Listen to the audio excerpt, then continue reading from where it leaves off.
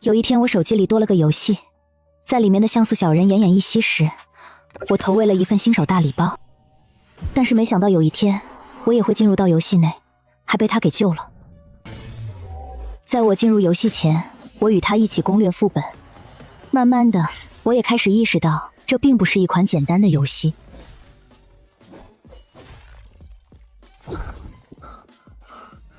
接下来的这段路，我不要你护，我要与你同路。当然想不出来，你只是游戏里的 AI 人物。很简单，你想要什么，我就用生命值换什么。有的物资耗费生命值多，有的耗费的少。50点生命值，我的生命值一共有3万多点，所以我只能给你50点。既然这么内疚，要不把衣服撩起来，让我看看你是不是真的有腹肌。这里太黑，不知道你能不能看清。他已经为我付出了那么多生命，满足这点愿望又算什么？你诈骗啊！腹肌一点都不清晰，差评。1万块，怎么不去抢？你喜欢什么样的腹肌？8块。不要太大块，太壮实，太大看起来像蛋白粉堆出来的。要自然，轮廓流畅，还要有力量感。算了，说了你也不懂。我懂，只是有一点困惑。我个人认为我的身材已经符合你的要求，不过没关系，我可以继续练。AI 人物还挺会往自己脸上贴金，只要我付款，游戏大概就会按刚才描述的审美生成形象。圈钱的心思演都不演了。按照我的喜好继续练，是因为我是主人吗？你是队友。我为你付出了那么多年的生命，最后只换来一句是很重要的队友。我不确定你是否有某种奇怪癖好，但我认为自己是正常的。其他要求我可以尽量满足，但主人这个称呼我真的叫不出口。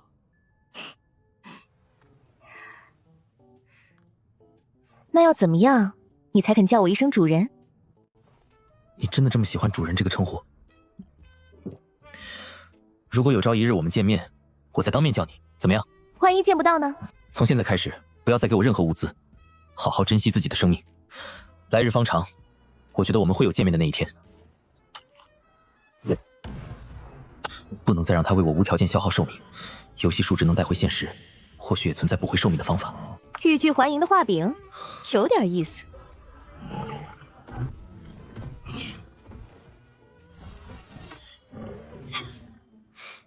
不是画饼，我是认真的。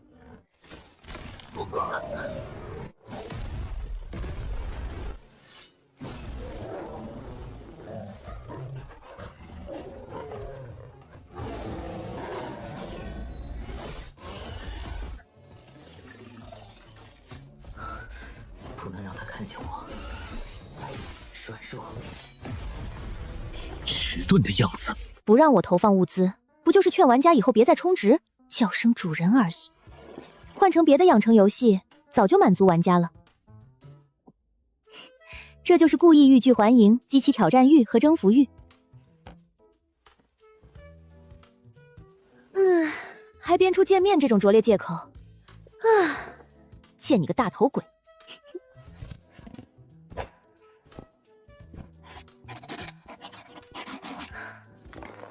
能用的送给邻居，房东愿意留下就给下一任租客，剩下的让收废品的人带走。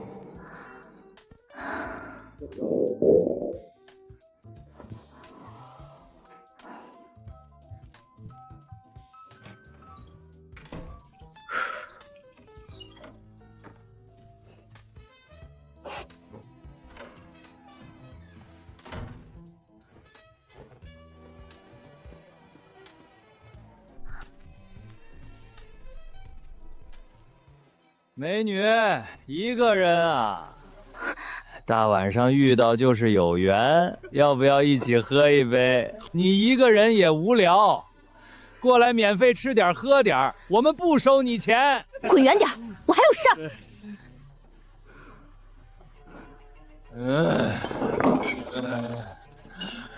有什么事儿？大晚上的，该不会是那啥吧？让你过来喝2杯是给你面子，你不要。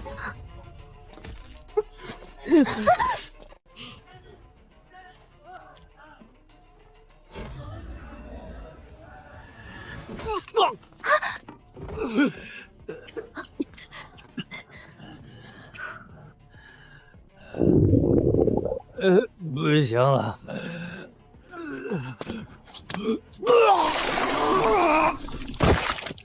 你这个贱女！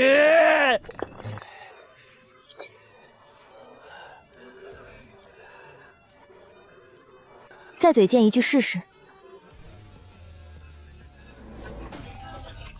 别打！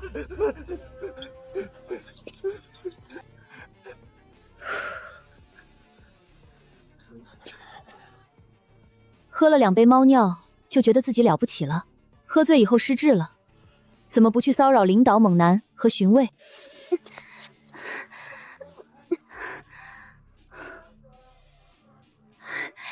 你也太厉害了吧！谢谢你。我操喂，你个小崽子！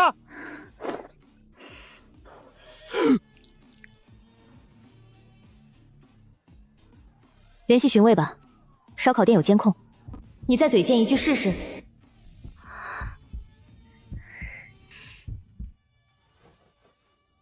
小姐姐，你太厉害了！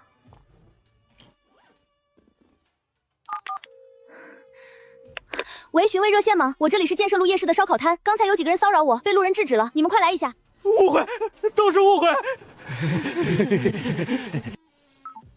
等会儿我带你重新买一双，这双已经脏了。没事，还能穿。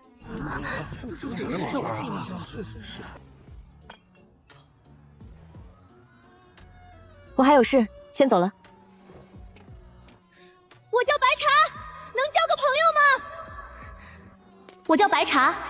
白茶这个名字怎么这么耳熟？身像白茶，不会这么巧。富家大小姐怎么会出现在露天烧烤摊旁边？你还好吗？什么事情需要联系巡卫？你在哪里？能告诉我是哪个城市吗？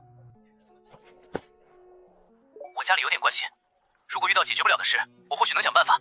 现实世界现在应该也是夜里，是你那里的闯关出了问题，还是现实中的事情？还在吗？这是哪家的少爷来体验生活了？家里有点关系，在死亡游戏里你屁都不是。早就看你不顺眼了。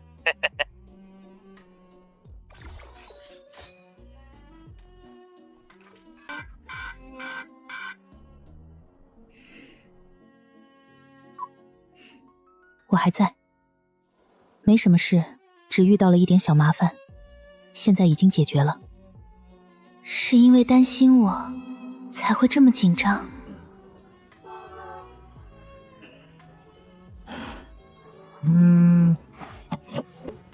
丽丽，你现在已经开始工作了，记得每个月工资往家里寄些，然后找个有钱人结婚，彩礼我们已经商量好了，不用你操心哈。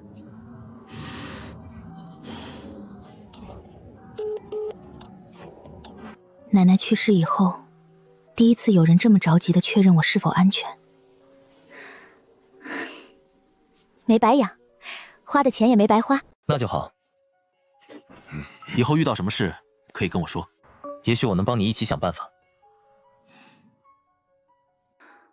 你只是一个 AI 人物，能想什么办法？ AI 知道自己只是 AI 吗？她是富家大小姐，你一丁点都比不上她。不想干就滚！你的去留是我说了算，不识好歹！别打！以前遇到这种事，我大概会怕麻烦，不敢出头。刚才那样做，却真的很爽。老板，一份重辣的。他应该遇到了醉汉骚扰，监控。喝醉的人可能毫无理智，他敢反抗。但如果醉汉突然发狂呢？他没有说具体代价，不代表没有代价。他现在的身体可能已经变差，我被困在这里，自身都未必安全。现实中的他遇到危险，我却保护不了他。等回到现实，我要尽可能找到他，利用我拥有的一切把他保护起来。如果他的身体真的因我受损，我可以给他最好的治疗。我只希望他平安无事。你们想做什么？少爷，听说你家里有关系，身上应该也很富裕吧？把东西交出来！我们3个对你1个，识相一点，别逼我们动手。交东西？你们确定？别废话，立刻把武器放下，交出东西！做梦，已经有人预定了。我杀了。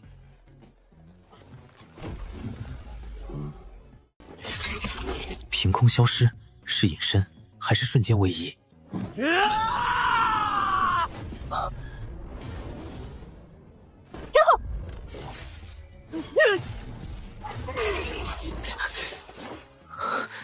如果他再晚提醒一瞬，我已经死了。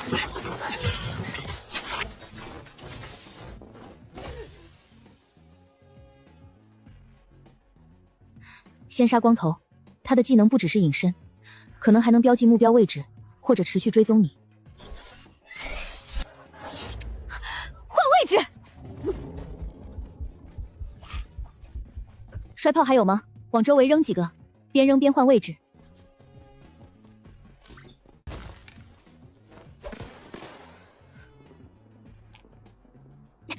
不换了，回头又一。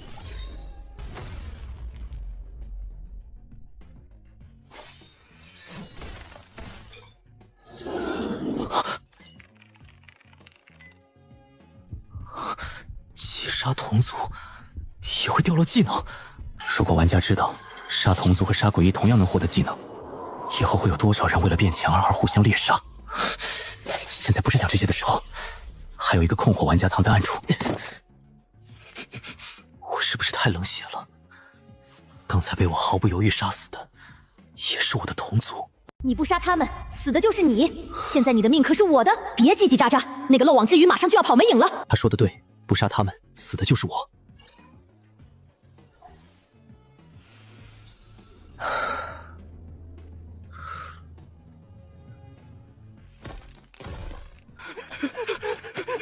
别过来，别过来！跑不掉的。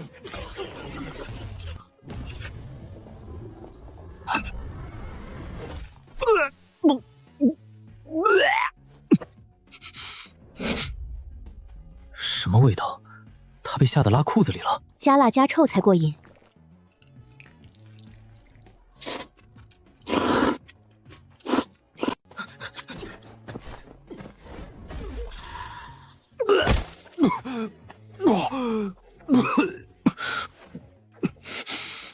怎么了？杀死同族让你觉得恶心？有一点，大概是心理上还没完全准备好。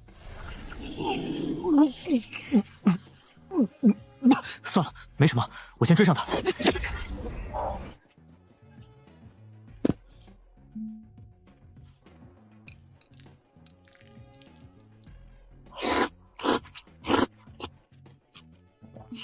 真辣，也是真香。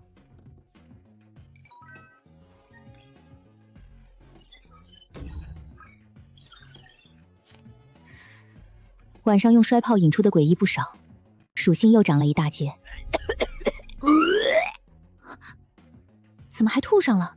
是晕血，还是杀人后的负罪感？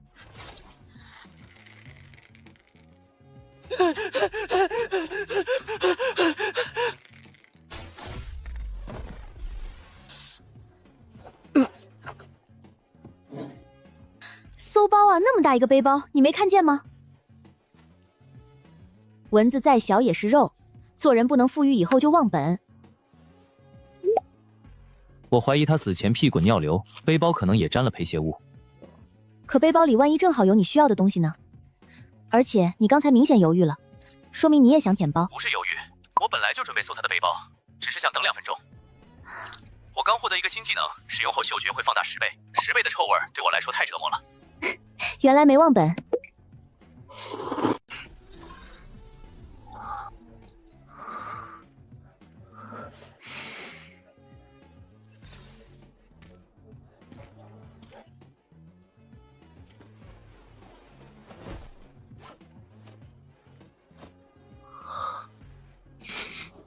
不是他。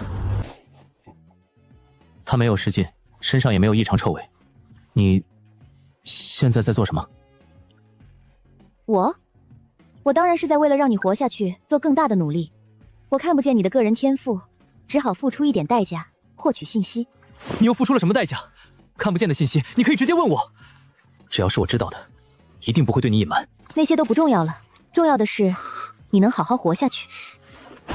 我们从来没有真正见过，他却愿意为我付出这么多。我们虽然素未谋面，但我已经单方面把你当成生命里很重要的人。如果有一天我死在死亡游戏里，没办法亲自报答你，你去海城找池苑女士，也可以直接打她的私人电话，告诉她你是池木的救命恩人。173就，我还可以告诉你几件只有我们家里人才知道的事，他会相信你。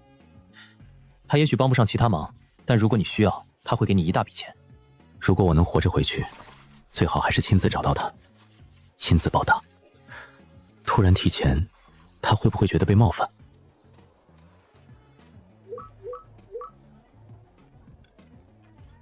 你是我生命里十分重要的人。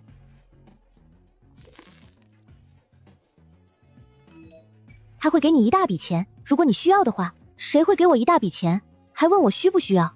AI 果然不懂人间疾苦，谁会不需要钱？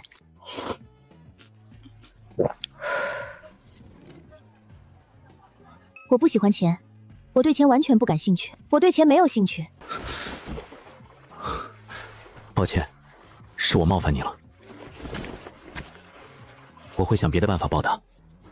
现在暂时脱离危险了，你能不能跟我讲讲关于你的事？我只是想多了解你一点。真要跟一个 AI 人物讲自己的事？生活一直压着，也需要一个倾诉出口。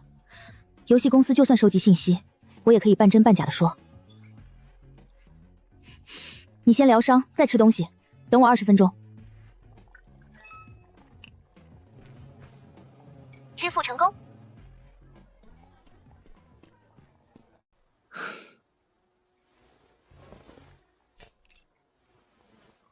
他答应了。刚才没有立刻疗伤，的确用了点心机。他看见我还受伤，也许会更心软一点。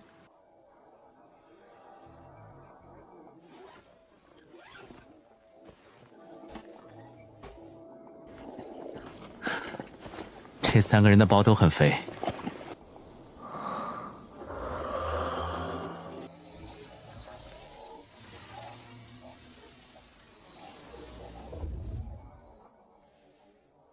待会儿问什么才能让他多说一点？20分钟到了吗？他怎么还没说话？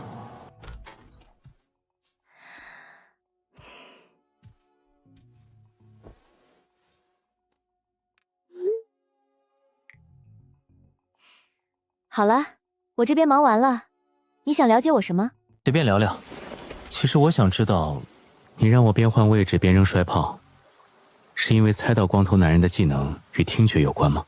不是，我能确定他有追踪能力，但不确定是否与听觉有关。他神出鬼没，你无法捕捉他，他却能轻易追踪你。他想让你持续惶恐无措，等你心里彻底慌乱时，再发动致命一击。让你扔摔炮，是为了跟他打心理战。如果他的技能与听觉有关，摔炮刚好能干扰他。如果无关，也没有损失。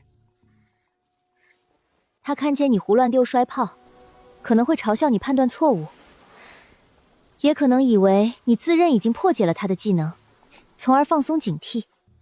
对他来说，那就是最适合下手的机会。他主动逼近你的瞬间，也会暴露自己。现在看来，他的技能更像闪现，当他出现在距离你很近的位置时，隐匿状态就会解除。那么短的时间，他不仅看出了对方的心理，还设计出了反击时机。你刚才说是付出代价才看见了我的个人能力，抱歉，以后看不见的信息你可以直接问我，不要再为这些事付出代价。我的个人天赋叫强取豪夺，目前是 C 级，可以继续升级。主动技能别给我能抢，可以标记一个目标，发动后的3秒内，力量和敏捷翻倍，抢到目标冷却时间减半，没有抢到冷却时间加倍。被动技能叫抢来的最香，使用抢来的物资时会随机增加1点到5点额外效果。我还获得了 C 级技能僵化，不能升级，可以让目标僵化0到3秒，实际时间与对方的体积状态和精神力有关，冷却时间600秒。果然有控制技能。昨晚那只 C 级诡异突然停住，我就猜到你手上有控制能力。还有闻到味儿了，同样是不可升级的 C 级技能，使用后可以标记目标气味，嗅觉放大10倍，在100米范围内追踪，环境与距离会影响判断。这都是什么乱七八糟的技能名？嗅觉放大10倍，他到底闻见了什么，能恶心成那样？麦克风已开启。你有没有发现，击杀其他玩家掉落的技能都不能升级？的确，真正能持续成长的，还是你的个人天赋，强取豪夺。想继续变强，应该优先探索个人天赋的升级方式。不知道它升到最高以后会变成什么样？的确，而且杀死同族也会掉落技能。如果越来越多人知道这一点，玩家之间只会互相猎杀。这个世界真的可能会大乱。只是游戏里的世界观设定而已。你现在杀死同族，心里还会很难受吗？会。我不会主动招惹无辜的人。但有人想要我的命，我也不会手软。真正动手时，我会尽量选择让对方少受痛苦，一击毙命的方式。也许只是虚伪的自我安慰，但这样做，我心里会稍微好受一点。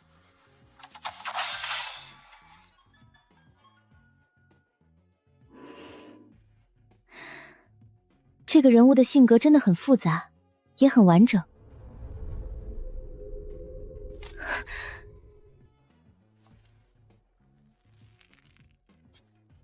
如果真到了绝境，我也会把武器刺向同类。求生欲会逼出人最原始的一面。麦克风已开启。你的做法没有错，那种情况下，得先保证自己活下去。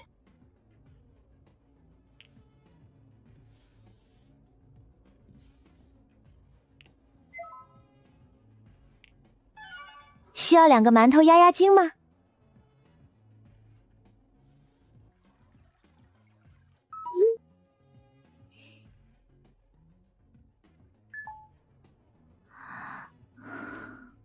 什么问题？也只是投了一点东西，再利用上帝视角，在他快死的时候帮过几次。麦克风已开启。因为我莫名有点共情你的处境，觉得你有时候可怜兮兮的。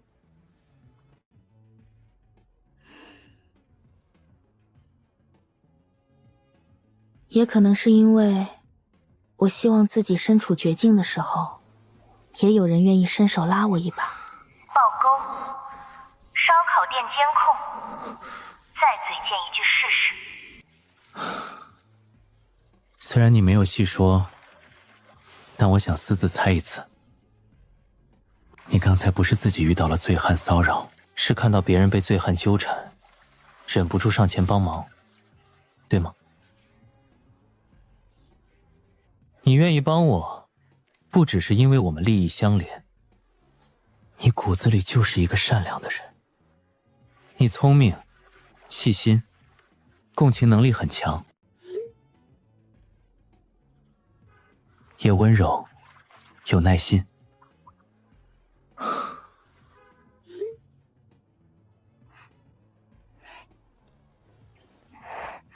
你是一个很好、很好的人。我会努力的。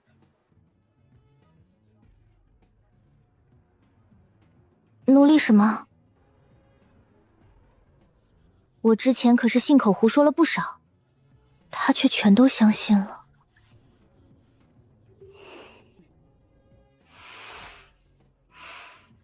负罪什么？我上网就是来当皇帝的。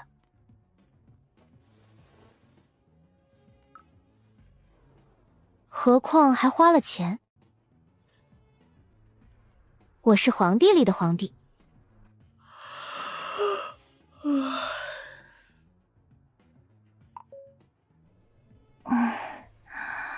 皇帝要去洗漱睡觉了。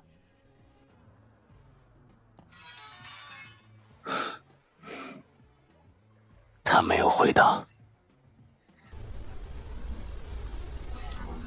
我要继续变强，只有足够强，才有保护他，或者与他并肩作战的资格。他所在的地方，应该就是现实世界。我在他的手机里，却是以游戏人物的方式呈现。为什么其他关联玩家能投放那么好的物资？他知不知道，如果我死亡，他就会接替我进入游戏？不想了，无论真相是什么，他都救过我很多次。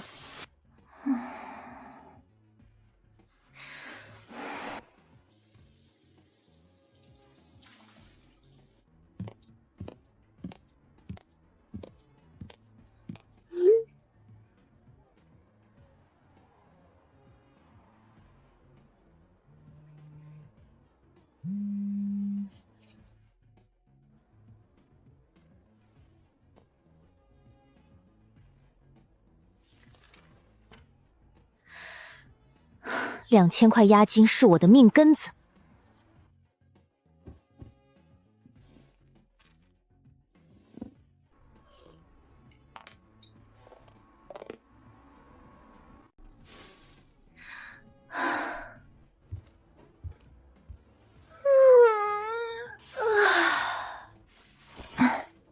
东西收拾好了，接着玩游戏吧。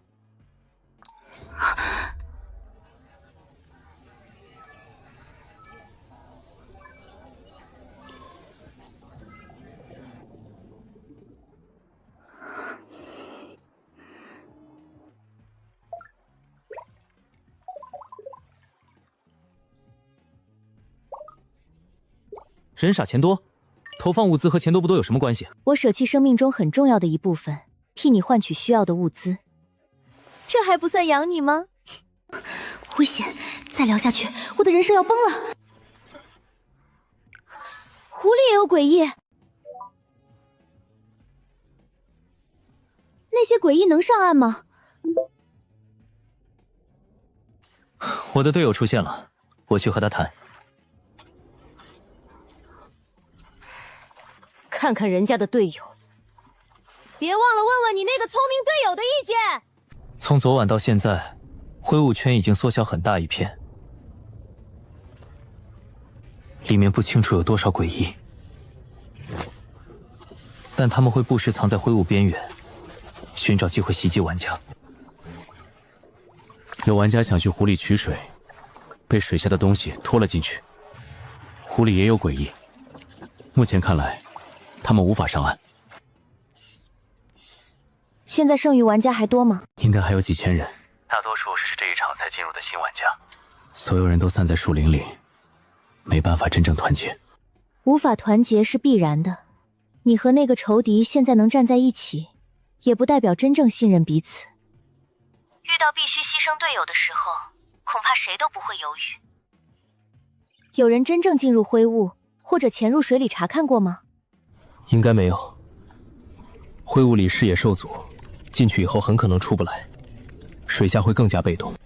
大家都怕死，我倒是想进灰雾，也还在观望。但我担心明晚0点游戏结束前，灰雾会缩到玩家根本无法生存。等真正陷入绝境再找办法，恐怕已经晚了。不错，知道居安思危了。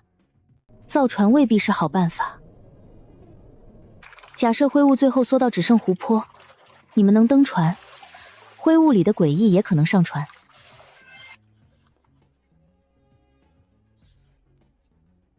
玩家太多，又不可能真正团结。如果最后只有一艘船，所有人都会争抢位置。这些玩家还有各种天赋技能，到时候真正致命的，可能不只是诡异，还会有大规模混战和自相残杀。这些问题我也想过，但在这场游戏里，玩家始终太被动。现在还有时间，先做一些实验，别人的队友用钱换物资，与我没有关系。这些乱七八糟的说辞，只会乱我道心。你有电锯，可以砍几棵树。这里的树木高大，先把树干横着送进灰雾，再尝试拉回来。也可以把树插进湖里，试探湖泊深度和水下反应。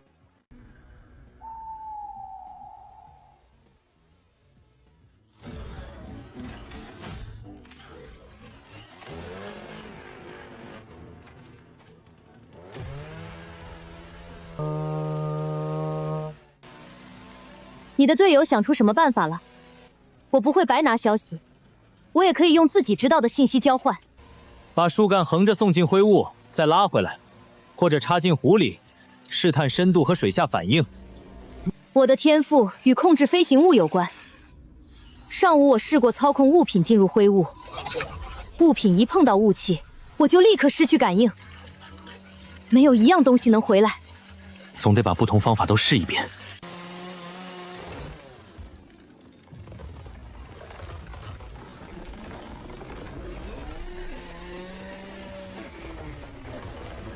先把一部分树干伸进灰雾，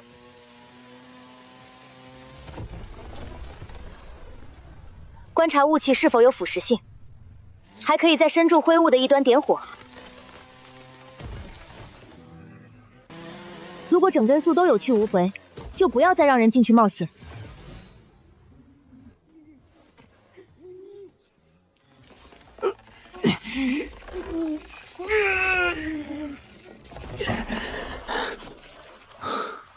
力量再大，一个人搬动这种树也太勉强。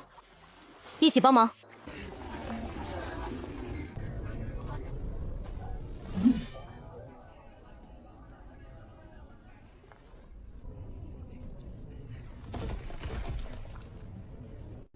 技能都留着，先别用。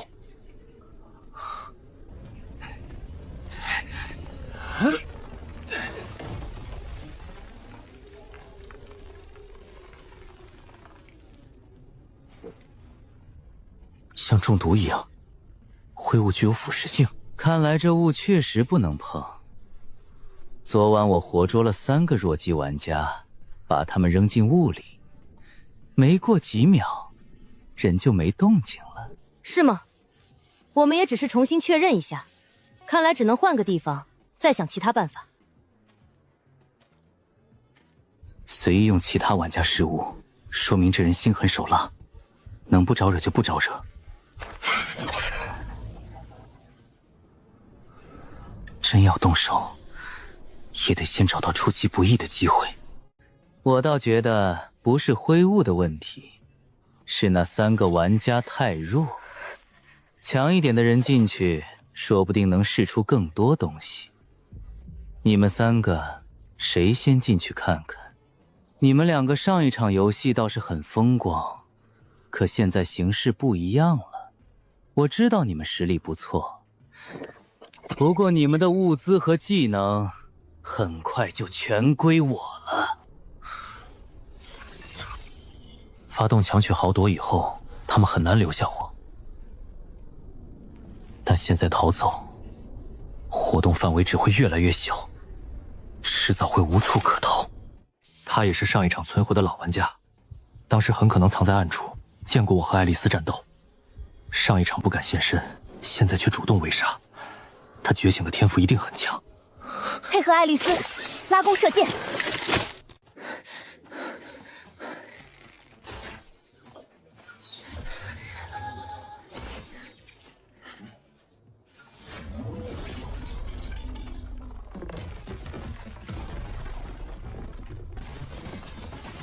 躲得不错，但游戏结束了。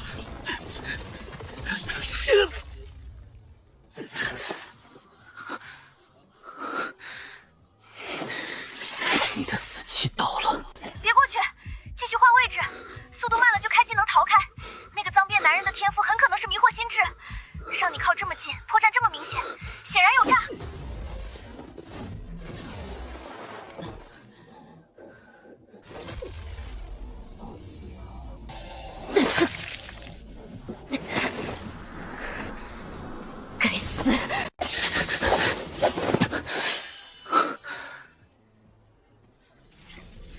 求生是人的本能，这种玩家不该在重伤后还完全不顾自己的命。他被控制了。别急，我来想办法。精神控制应该存在距离限制，靠近他，直接把驱散盗取全用掉。管埋员为你投放物资，臭屁尖叫击成20。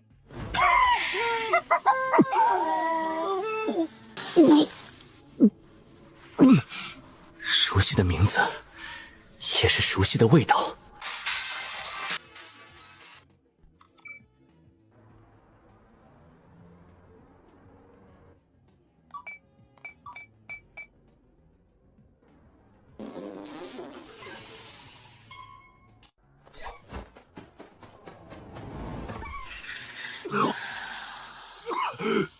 生化武器。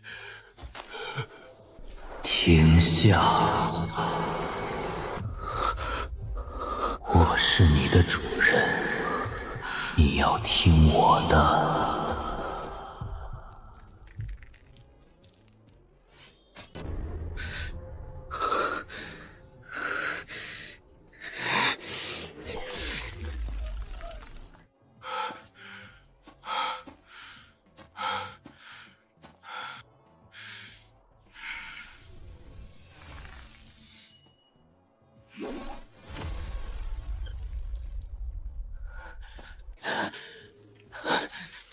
直接让他 cos 路易16，心脏也补一刀。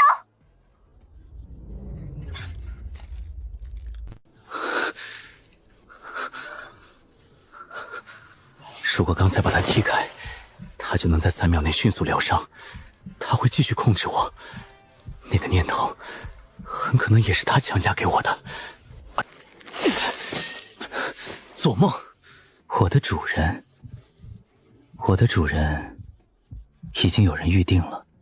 现在的我像从炼狱爬出来的恶魔，他会不会觉得我残忍又丑恶？还记得我是你的主人，说明精神状态良好。记得做完收尾工作再疯。乖。哪怕我满身污浊，像个杀人不眨眼的刽子手，他仍然只希望我活下去。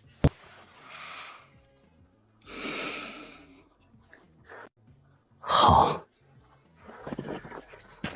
我会乖，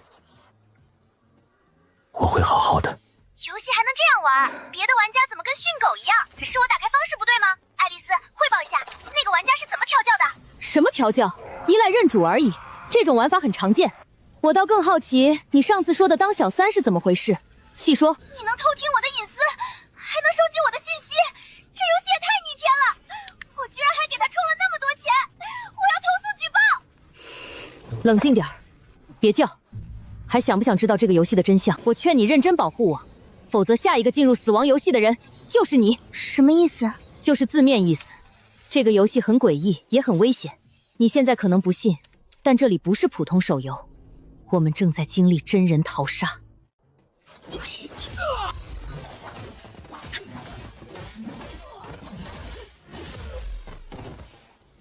我明白了，这游戏是不是和专门针对我们这种有钱人打造的？你虽然表现成 NPC， 但其实很智能，背后应该有真人操控你，专门与我互动，这样可以提高有钱玩家的体验，再诱导我们充值。算了，换成任何人都很难相信自己手机里的人物是真人。大小姐，再给我投放一些治疗药剂，如果有侦查设备也需要。还有船，另外……你这个伟人是不是太过分了？把我当许愿池里的王八，要什么就给什么。我已经看穿你的真面目，绝不可能再为你花1分钱。你不想知道他被调教成这样的全过程？想是想，但我明知道这是杀猪盘，还继续。想就够了。等着，我先让你尝一点甜头。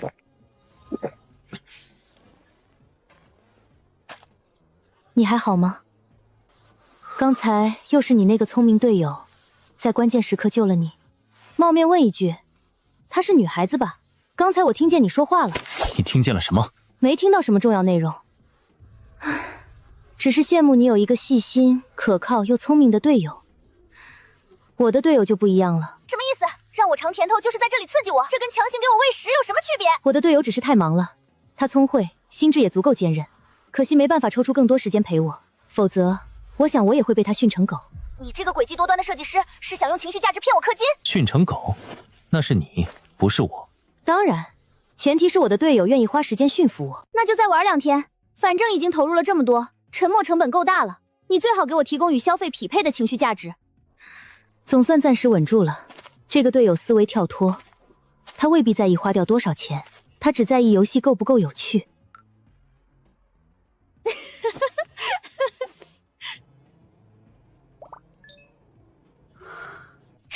训成狗，这游戏的互动越来越有意思了。找到新工作以后，我也有点飘了，居然一冲就是100，不体面又怎么样？有效果就行。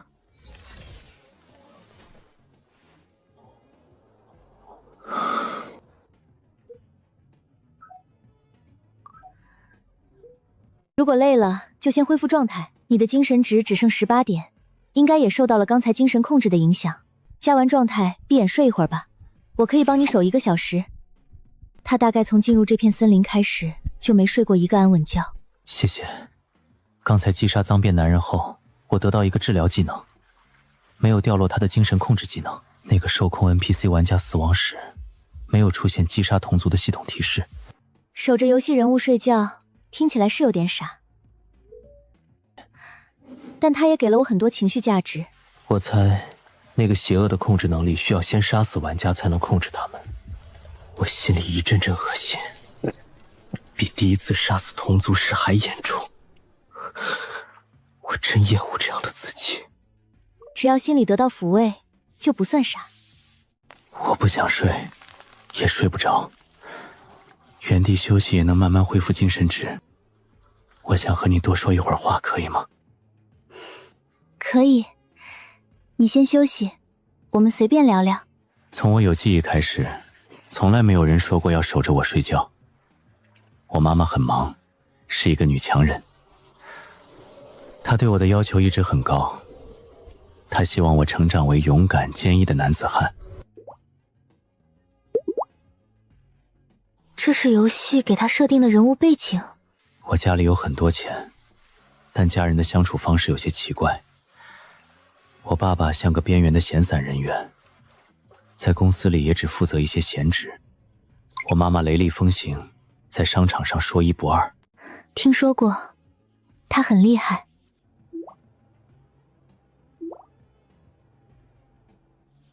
其实我很想找到你，我是说，在现实世界里。别找我，我喜欢平静安稳的生活。如果你敢擅自找我，我这辈子都不会见你，除非是我自己愿意见你。抱歉，是我的想法太自私。之前我只是希望我能活着离开死亡游戏，会去修正这个错误。刚受完伤，又在羞涩什么？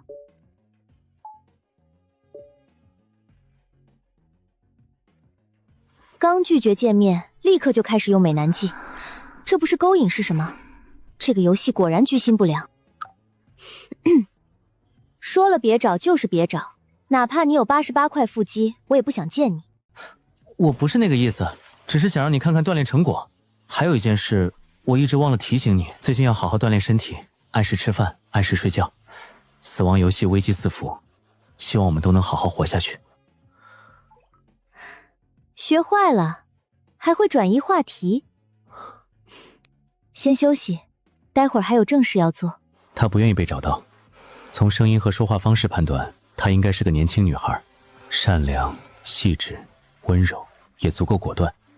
非要找缺点，大概是有一点好色，也算人之常情。想见她，但要等她自己愿意。回到现实以后，立即让妈妈撤下招聘，不能打扰她想要的平静生活。等我能拿出足够的诚意，她也许会愿意见我。管埋员，你在吗？我在。关曼媛，你还在吗？我还在。关曼媛，你嘴闲就去啃泥，睡不着就去砍树，我看你还是不够累。以后再也不故意煽情。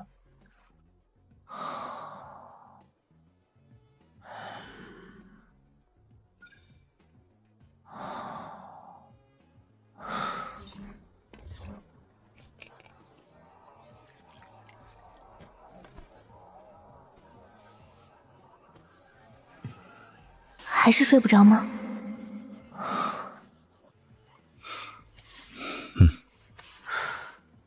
离开这里以后，我可能需要去看心理医生。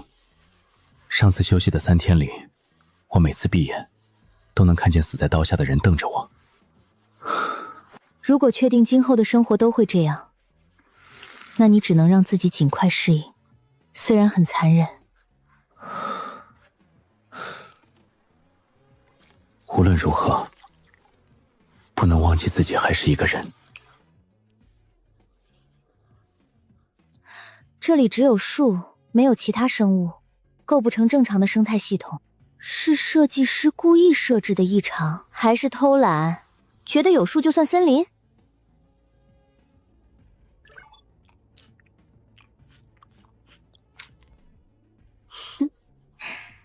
像只啮齿小动物，还挺可爱。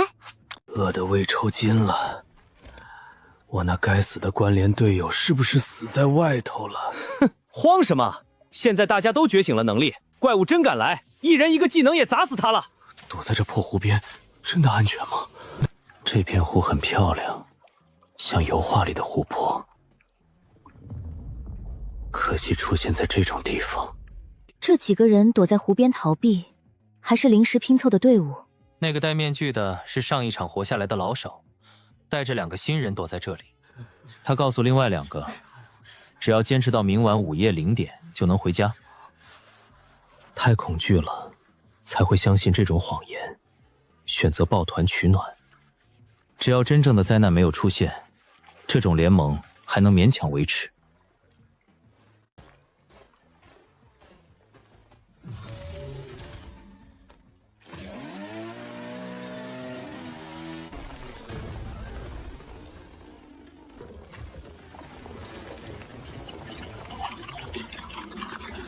你想干什么？拿着枯树坐船？湖里的怪物能杀吗？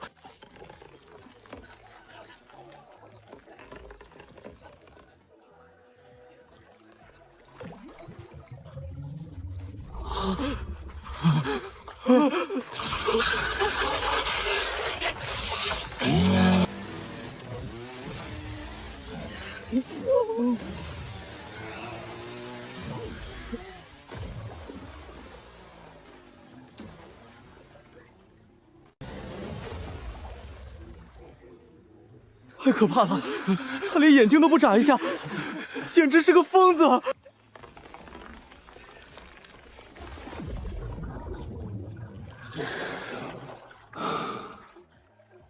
这里大约有15米深，等会儿换几个位置再测一次。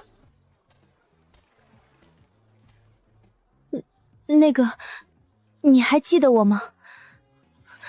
我的能力跟水有关，或许能帮上一点忙。我总觉得，就算躲在湖边，也越来越不安全了。一起去其他位置试试。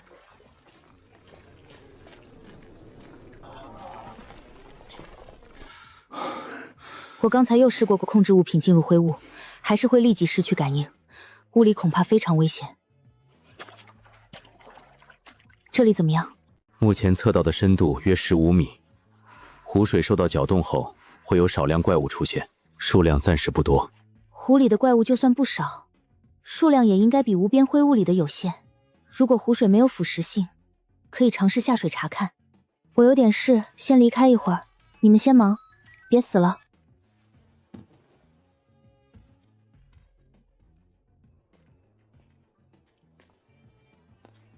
我儿子活不见人，死不见尸，已经丢了好几天。他一直是个乖孩子，以前从不乱跑，我就转个神的功夫，他就不见了。一个成年人怎么会无声无息的消失？最近的人口失踪案太多了，现在连身边都开始出现。你先搞清楚，那块蛋糕我吃过一口吗？我离开以后，专门找人跟着你，你抱着那块蛋糕，又打电话约了4个女人，最后把蛋糕给了一个夜场女孩。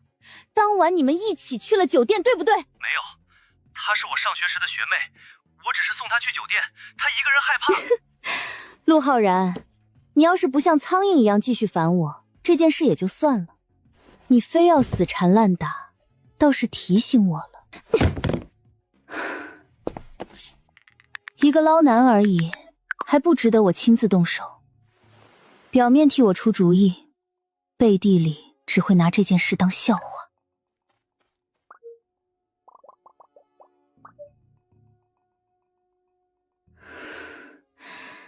没出息，电锯都被抢了，还一直关心别人的队友。你自己的队友不香吗？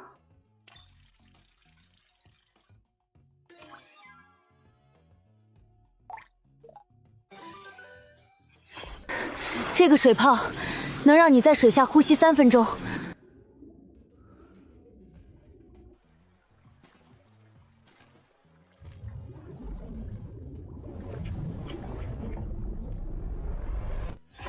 水下提灯，好东西。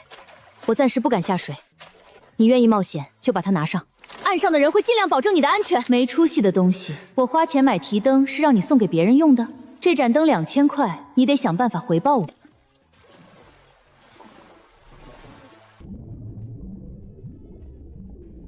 你把提灯给我，不就是想让我交给小弟，让他替我干活？我充2000块买道具，你能拿多少提成？1500，回头给你1000回扣，再加上我提供的情绪价值，绝对物有所值。说吧，是不是又遇到什么事，想让我帮你出主意？就是上次那个小三的事，我找了个小白脸玩，没想到他有女朋友，我气不过，让他花了一些钱，可他现在还死缠烂打，我觉得恶心，又觉得报复的不够，把真相告诉他女朋友，让他来收拾这个渣男。别提了，这件事就是他女朋友告诉我的，他们应该已经分手。那个渣男为了求我，千方百计贬低前女友，说她虽然漂亮，但特别装，让他一点欲望都没有，还说2年里连亲都没亲过，气死我了！要不是隔着电话，我能把他的头打飞。那就从他最缺的东西下手，他缺钱，就给他设个局，让他债台高筑；他在意名声，就让他身败名裂。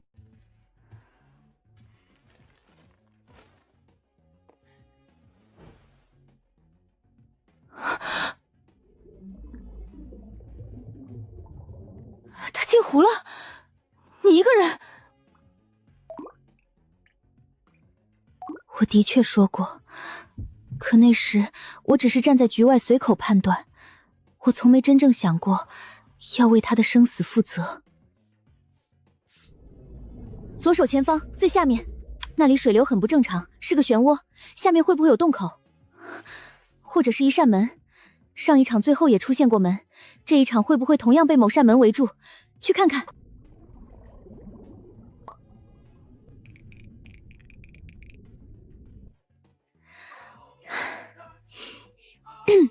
来，好运带来了喜和爱。灰屋里有去无回，水下至少还有一线生机。我已经经历第2场游戏，不能再天真等死。岸边清理过几轮以后，这里极其安静，祈祷灰雾停在湖边根本没有用。这么喜庆又老态的歌，怎么会从我想象中的他嘴里唱出来？听起来气血很足，应该也很有力气。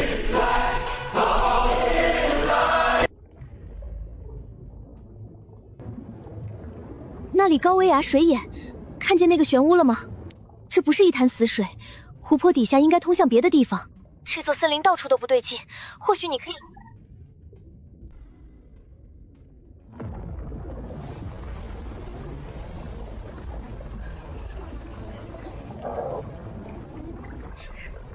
马上上岸，开技能，不要回头。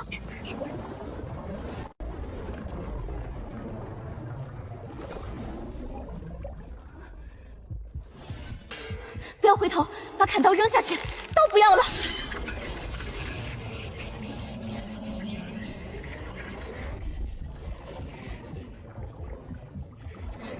坚持一下，马上就上去了，用僵化。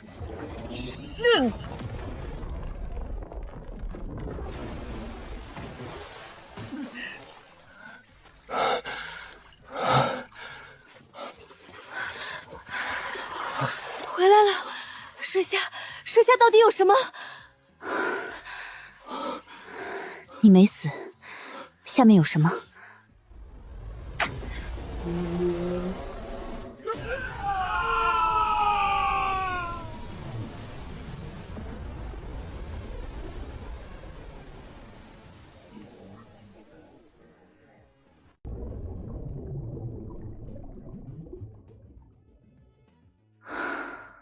刚才那股漩涡平息后，湖底的泥沙被抽空了。我看清了漩涡下面，那里确实有一扇门，门已经打开了一条缝。湖底有一处极其狂暴的暗流漩涡，漩涡下面有一扇门，目前无法确定那是不是生路。我就知道这不可能是必死局，今晚别再下水，先守在湖边，想办法把水下的东西尽可能引上来杀掉。水下那个东西不肯贸然上岸，应该也受某种规则限制。刚才那把砍刀的反光吸引了他的注意力，能不能把那根树干做成诱饵，绑上发光的东西或者有活人气味的衣物，试探一下他到底能浮上来多高？诱饵可以先用衣物或者水鬼的残骸尝试。我刚才唱的好听吗？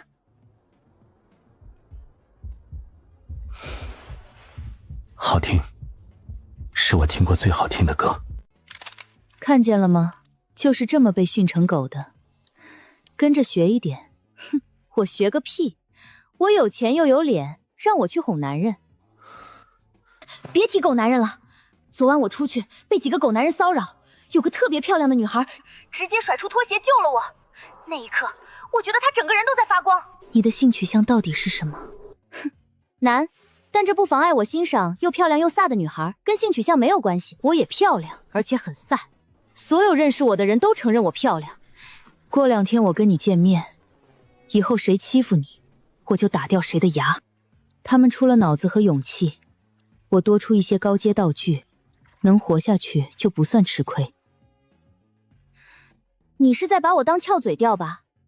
这是你自己说的，到时候不见面，我就报警抓你。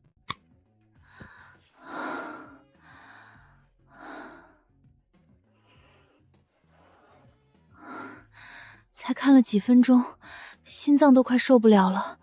这画面简直比克苏罗还恐怖。到底什么逆天的游戏公司能做出这种东西，还想公测？要是人物不再是像素小人，光水下那场惨状就能吓疯一批玩家。今晚灰雾应该还不会完全缩到湖边，还能再苟一夜。希望这个破游戏别再犯病了。这些游戏人物能不能活，很多时候只能靠关联玩家投放物资。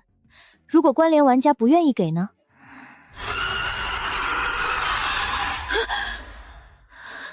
不能再玩了，晚上真会做噩梦。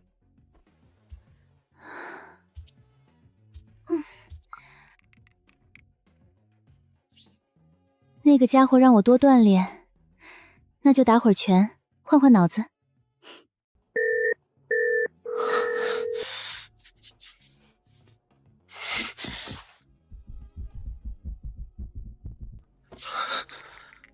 这破软件是病毒吗？白茶那边已经没戏，要不要再去找简离？简离其实也不错，长相过得去，还不怎么作，就是太不解风情，整天冷冷的，都成男女朋友了，也不知道为了迎合我做点改变。输入什么 ID？ 去死吧破软件！一个个都不搭理我。等我飞黄腾达，有你们过来巴结我，给我铁鞋的时候，实在不行，我去做鸭。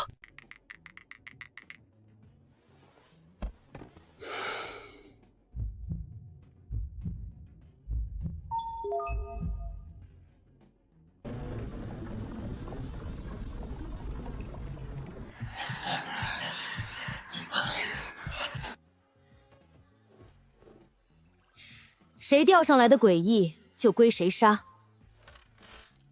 有人敢抢怪，我不会客气。谢谢。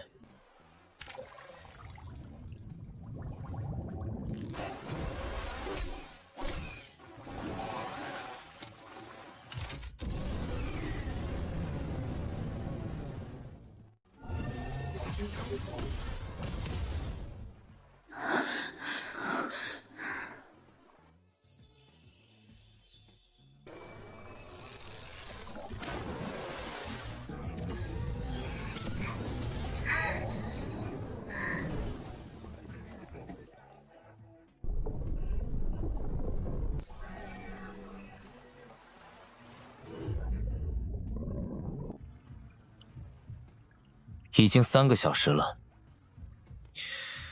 管埋员在做什么？今晚他还会来吗？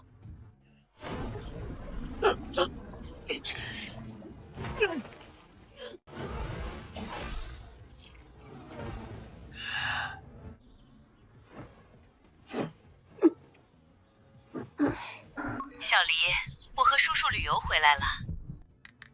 那边最近人口失踪闹得厉害，我们有些害怕，就提前回来了。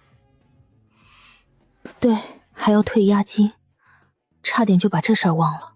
好的，阿姨，我今天就可以。那我们下午3点左右过去。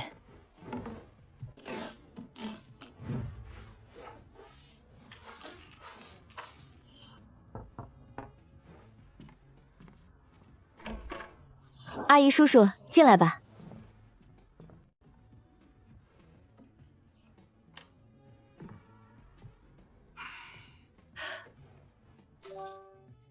收款2000元。小黎，一个女孩子去外地工作，路上要小心。最近失踪的人太多了，一定保护好自己。好的，阿姨，您和叔叔也保重身体。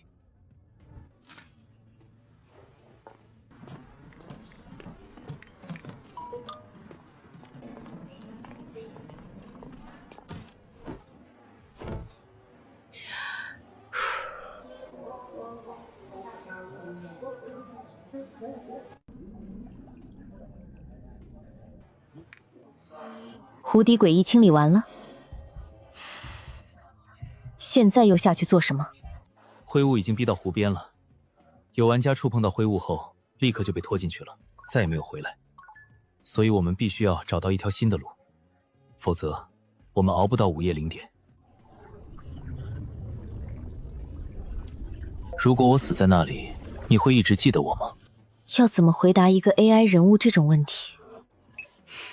当然，如果你死了，我会一直记得你，直到我也死的那一天。我还会请人把你的名字也刻在我的墓碑上。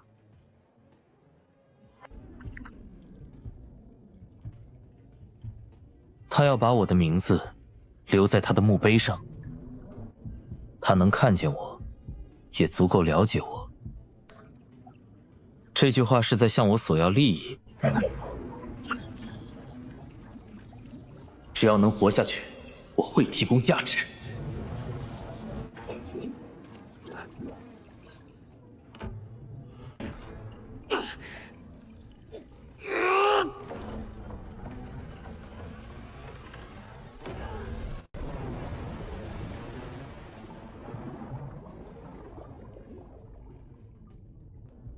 果然有门。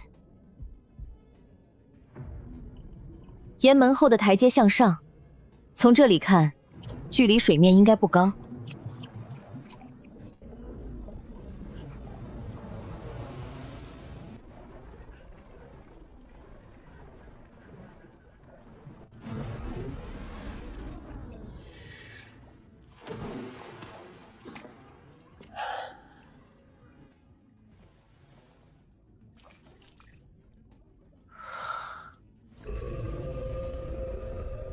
这里是生路，要不要过来，由你们自己决定。但按照下水前说好的条件，我独自涉险，把信息免费分享给你们所有人。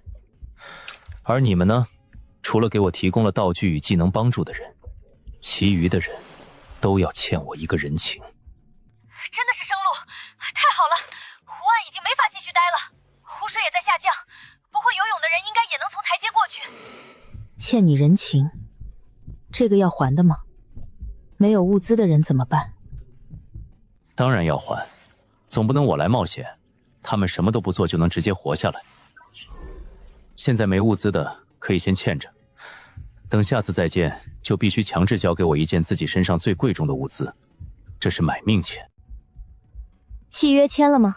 还没有，我打算等他们全部都安全过来后再统一签。不行，等他们走上台阶准备上到水面时，一个一个签，敢出尔反尔就直接扔回水里。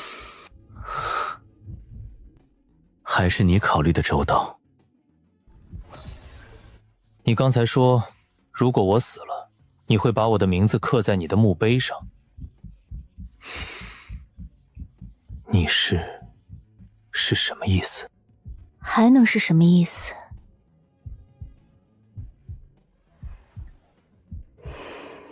当然是哄着你，让你继续活下去啊。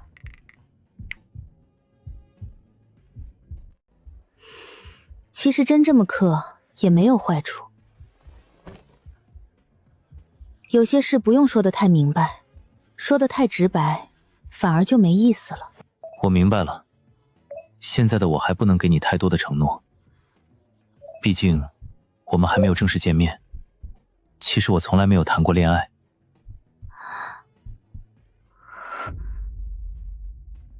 这是第一次尝试，虽然现在的形式有些像网恋。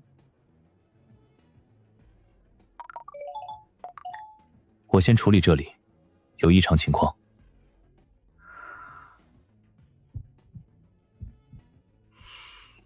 不管是真人还是 AI， 只要能带来真正的安慰，也没必要分得太清。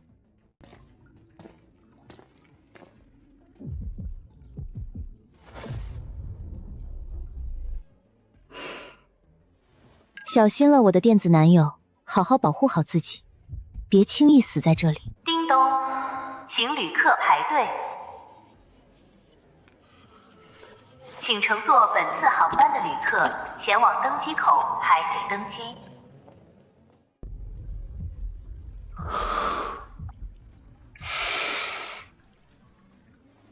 电子男友，这个称呼很新奇。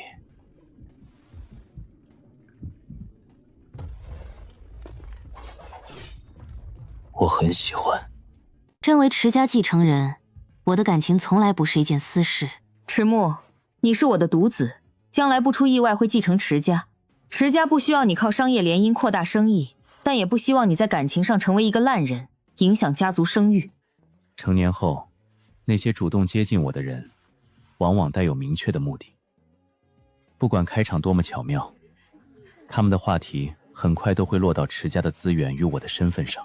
所以我习惯了抽身离开，从不与任何人建立亲密关系。小心了，我的电子男友。这句电子男友，第一次让我感受到了同频的确定性。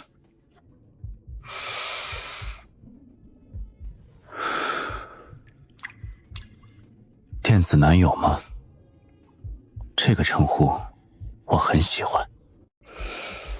幸好他只能看到文字，听不见我现在的状态，连声音都是颤抖的。救命！别吃我！快逃！这里有怪物！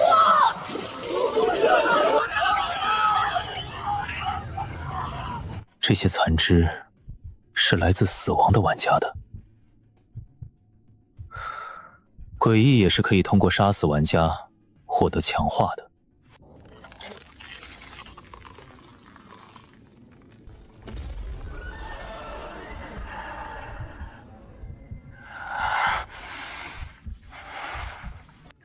管脉员总能一眼找到诡异的弱点，我在战斗时还是太稚嫩了，也太容易慌了，不能永远依赖他做我的第二双眼睛。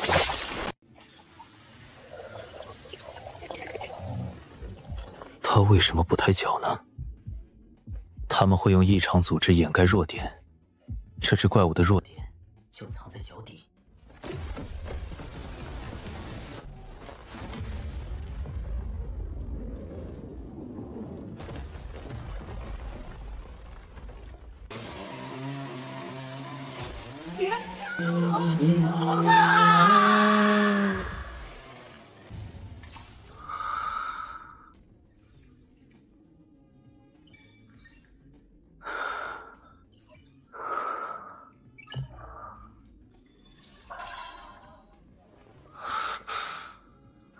又得到一个可升级天赋。刚才再慢1秒，我就可能被那些声音彻底干扰。你在吗？我刚才……上面到底有没有人？真的安全吗？刚才是什么东西在惨叫？有一只跟上一场类似的守门怪物而已，已经被我解决。上来吧。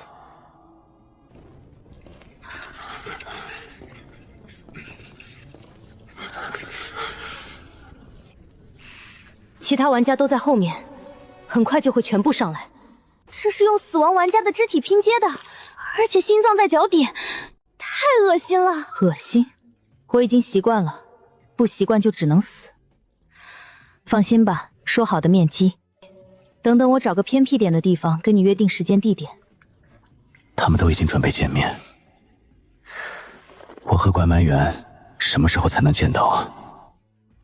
刚才没有提供帮助的人，按照说好的条件，一个个签订契约。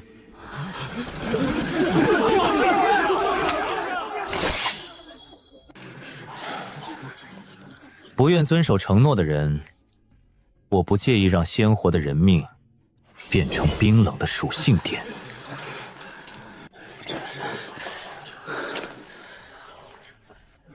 我签。下次相遇时，就必须交付当时持有最贵重的物资了。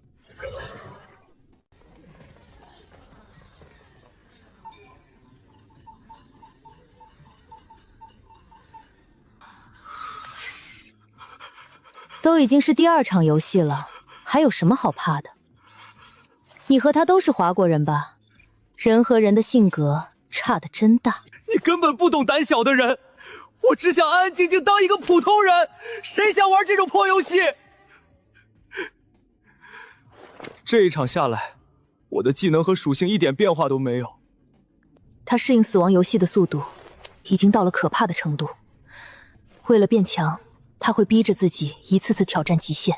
目中无人，目中无人这4个字应该很快会传遍整个游戏。目中无人，只怕受影响的不只是游戏，现实世界也会变。他没有现在搜刮食物，也没有提出必然激怒所有人的要求，只是每人下一次见面时交出当时最好的物资。这一场能活下去的可能有2000多人，以后这些人里不知道会出现多少强者。还好我之前提供了帮助，不用签这种契约。我是战斗过的人，这场游戏结束后，我明天就买机票去你所在的国家。我们可以约在同一座城市见面。我有很重要的事情跟你商量。我的邮箱是……你们开发的游戏是不是有病？一串关键信息全是乱码。你根本不想跟我见面吧？毁灭吧！怪不得要戴面具，一次得罪2000多人。现实身份真被扒出来，迟早会被围殴。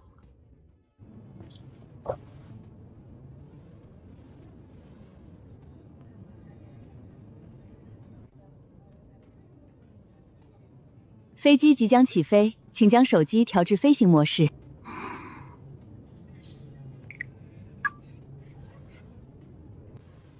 下飞机应该已经11点多了。这次游戏到今晚0点就结束，不会又要维护系统吧？希望在我飞行期间，我的阿莫小狗狗还是平安的。上次如果不是游戏倒计时恰好结束，我很可能已经命丧那只黑猫爪下了。这次等到最后的几分钟，再去上面看看。记住我的电话，我们现实里只隔80公里，这都是缘分。出去以后，希望还能成为长久的朋友。这段经历太可怕了，回去以后我一定要去报警。出去以后，我们建一个幸存者群怎么样？大家互通一下消息，至少能知道死亡游戏下一步会发生什么。人类是不是要完蛋了？我们真的能完整回到现实世界吗？在这没有任何约束的地狱里，暴露现实底牌，等于把脖子输给别人。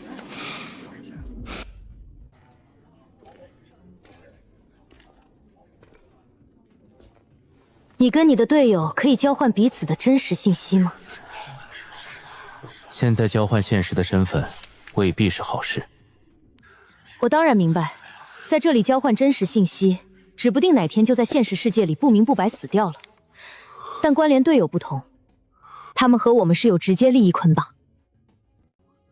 你要跟你的关联队友见面了？算了，回头再说。看来这个游戏没有那么简单。回头再说，难不成他没办法和关联队友交换真实信息？那我为什么可以？不对，那我真的可以吗？当时我处境危险，精神高度紧绷，忽略了细节。现在想来，我提到我妈妈时，她的反应太平淡了。她其实根本收不到我的那些信息，但为了让我安心，她假装自己收到了。关门员，你在吗？你还在吗？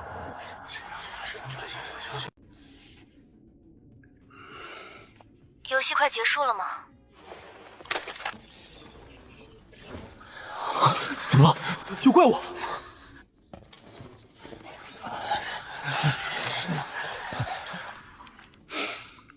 你在忙吗？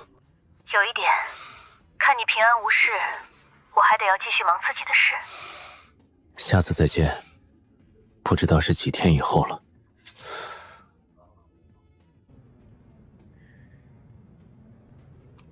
你也不知道休息时间，结束后应该会有通知。还有件事，我一直忘了告诉你自己的名字。我叫迟木，现在住在海城。靠，这也要乱码？是什么不得了的信息吗？他果然收不到，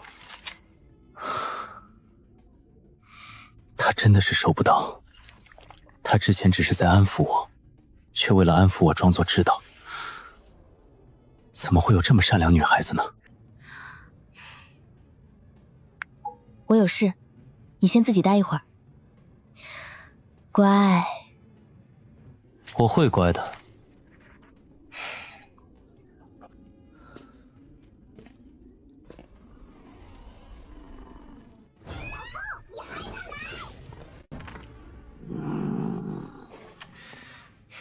小偷？这是我光明正大抢的。我手上戴的是你的项圈吗？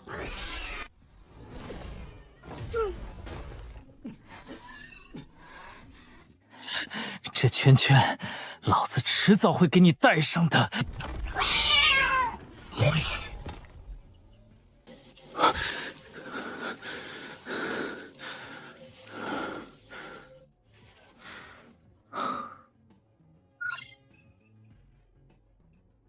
怎么就这几根？打发谁呢？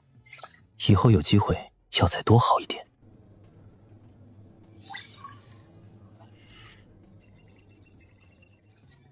现在的身体素质已经超过专业运动员好几倍了，但我的战斗经验和反应技巧还是不足。这游戏不会给人增加护甲值，身体始终是血肉，受到致命攻击照样会死。看来接下来要进行系统训练才行。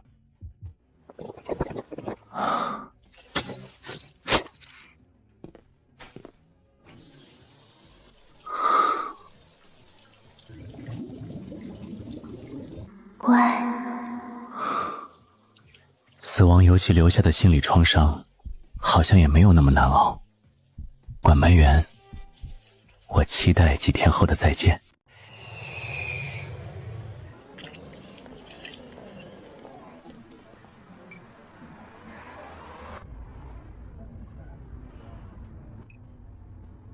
到了，下车时检查一下，别落东西。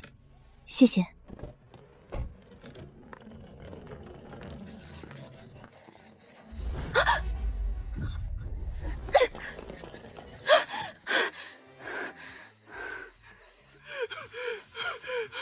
我回来了，终于回来了！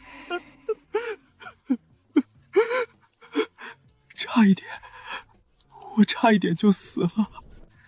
我没有看错，他不是从树后走出来，也不是从上面掉下来，他像是从另一个地方凭空突然出现在这里的。站住！我让你站住！你聋了！贱人！别跑！不许报警！再跑，我杀了你！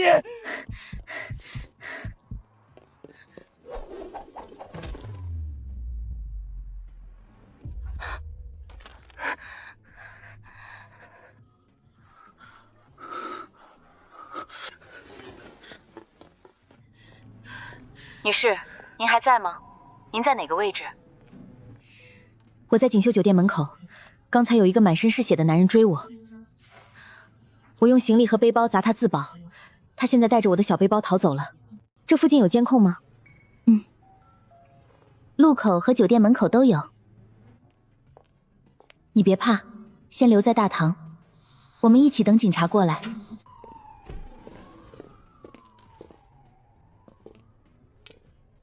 刚才那个人的体貌特征，能详细描述吗？男性，大概1.7米，身材比较瘦，衣服很脏也很破，衣服又破又脏，而且身上的血腥味很重，说话也是有气无力的，但跑起来速度很快。调一下门口和附近路口的监控给我看看。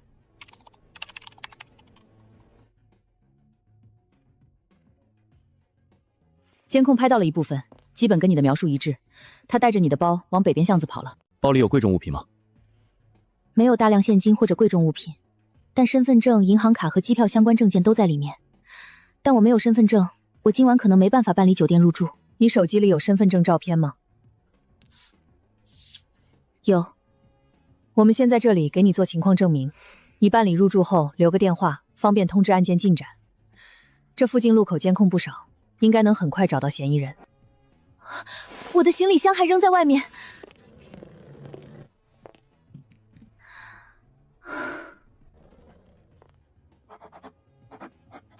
先不要独自外出，有消息我们会联系你的。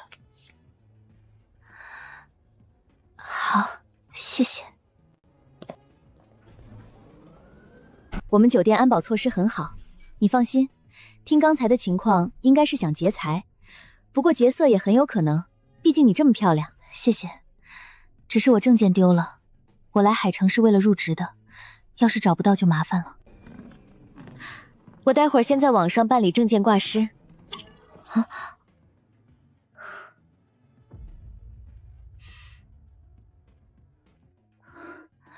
怎么了？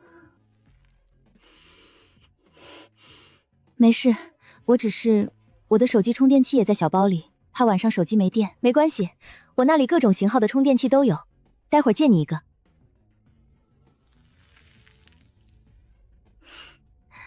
太感谢了。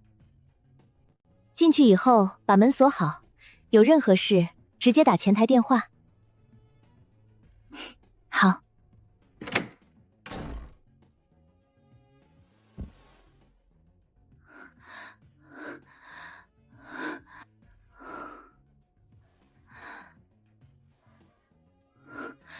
不能确定房间里有没有隐藏摄像头。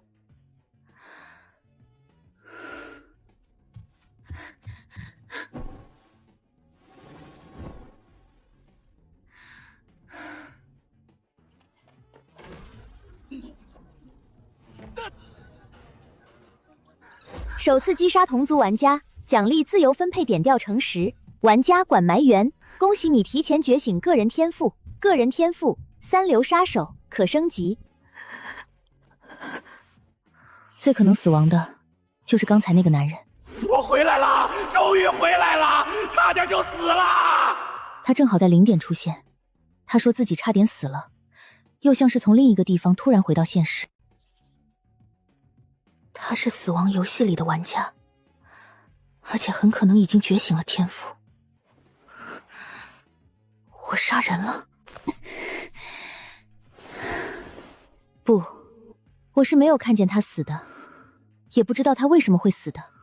我只是在被攻击时自保。无论死亡游戏如何判定，现实中我是什么都不知道的，在任何人面前都不能表现出异常。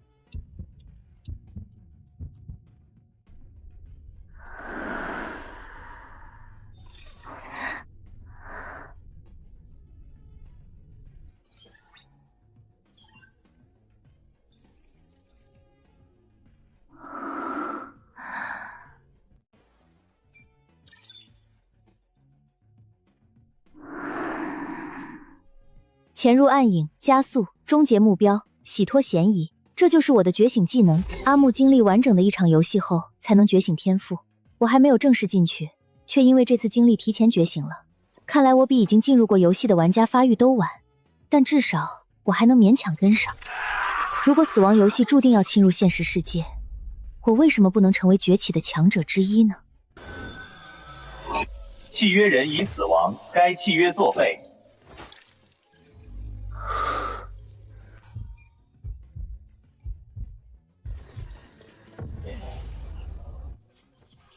最后活下来的华国玩家大概有80多个。他当时虽然精神濒临崩溃，但确实是撑到了游戏结束了。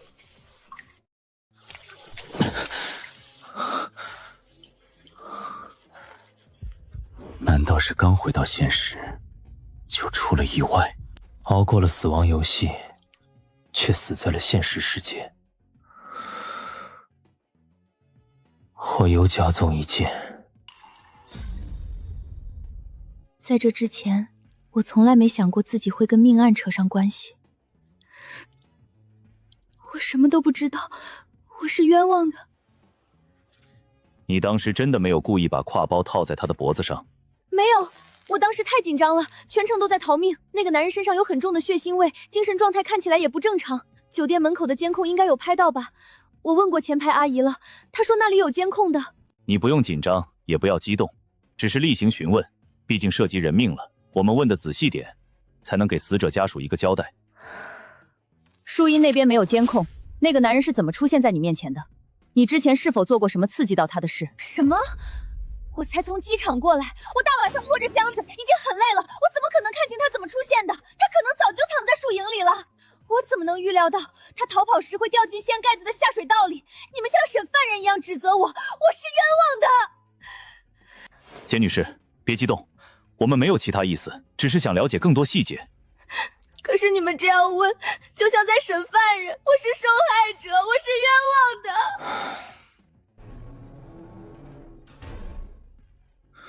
上面是不是疯了？证据这么清楚，摆明是意外。这个女孩跟死者没有关系，还是被追赶的受害人，为什么非要这样盘问？跟这起命案本身无关。这个男人3天前曾出现在酒店附近的监控里，随后离奇失踪。他再次出现时，已经浑身满是污秽恶臭，胃里也是空的。失踪的3天里，周边监控没有拍到他任何活动痕迹。闹鬼了？谁知道，人已经莫名其妙死了，还是死于意外。刚才问的仔细，只是想确认那个女孩是否知道其他情况。现在看来，她跟我们一样，什么也不知道。最近这种离奇失踪案确实太多了。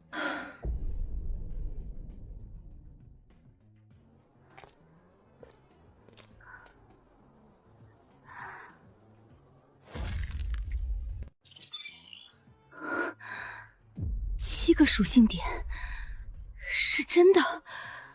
死亡游戏、天赋和属性，全部都是真的。我暂时不能进入死亡游戏杀怪，但我冤枉，我装的，还有其他增加属性的美妙捷径。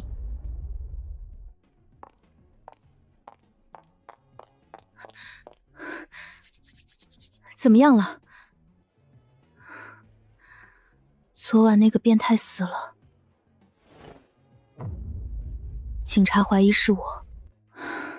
我是无辜的，已经洗脱嫌疑了。听说是他在逃跑时自己掉坑没了，是意外。你说话能不能别大喘气？吓死我了！不好意思，我胆子小，刚才一听警察都怀疑你，我就……你也别介意。没事。实在抱歉，昨晚卷入了一场意外，刚从警局做完笔录出来。好的，我下午准时过去办理入职，谢谢。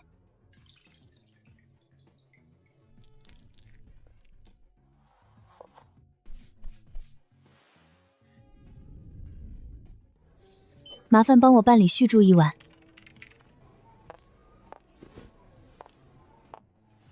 这份工作已经没有之前那么重要，但我需要正常的工作与生活轨迹，掩盖已经出现的异常。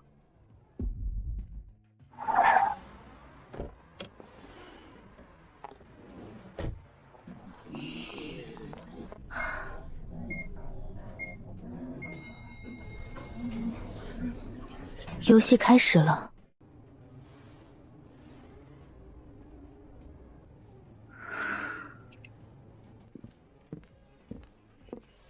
是简黎女士吗？欢迎，我是之前跟您视频沟通过的孙熙。是我。您好，孙女士。抱歉，我今天失约了。昨晚下飞机入住酒店时遇到变态，今早又被叫去警局做笔录。没关系，您在电话里已经解释过。从外省千里迢迢来到海城工作，希望这次糟糕经历不会影响您对这座城市的印象。当然不会。这种事情一码归一码，每个城市都有可能出现这样的人。先跟我去办理入职，我会给您介绍公司的各项福利。至于具体工作内容，这家公司由小池总负责。小池总？没错，池院池总的独子。这没什么需要避讳的，公司也是这几天新开的，暂时给小池总练手。死亡游戏才开始影响现实，池氏却突然大张旗鼓成立一家游戏公司，这里会不会也有死亡游戏玩家？其实招聘只是诱饵，其实是把玩家骗过来，再杀掉获取属性。不行，绝不能向任何人暴露我的秘密。池木，现在还是不能告诉我吗？不是不能说，而是不知道该从哪里说。现阶段，您不知道反而更安全。那就等你能说的时候再告诉我。你进入那个地方后，手机一直都是由我保管的，我可以替你回复重要消息，避免你失踪的事被人察觉。上次你失踪，我为了找出线索，把你手机翻了个底朝天。你是一个正常的成年男人吗？我没有发现任何感情暧昧。这些暂时都不重要，总之要发生大事了，感情都得往后放放。你创办的游戏公司为你招募了10几个员工，不管你是出于什么目的，但是表面功夫你得大概维持一下。好，我明白。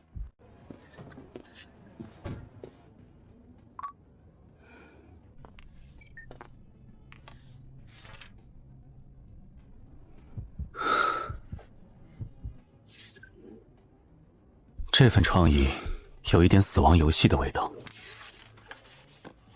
简黎，基础福利刚才已经说明，还有其他疑问吗？没有，公司的福利待遇很好，是我梦寐以求的公司。我们先一起去会议室开会，之后再签合同。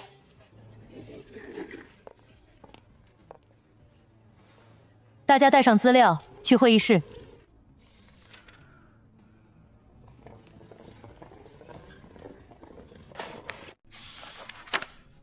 都坐吧。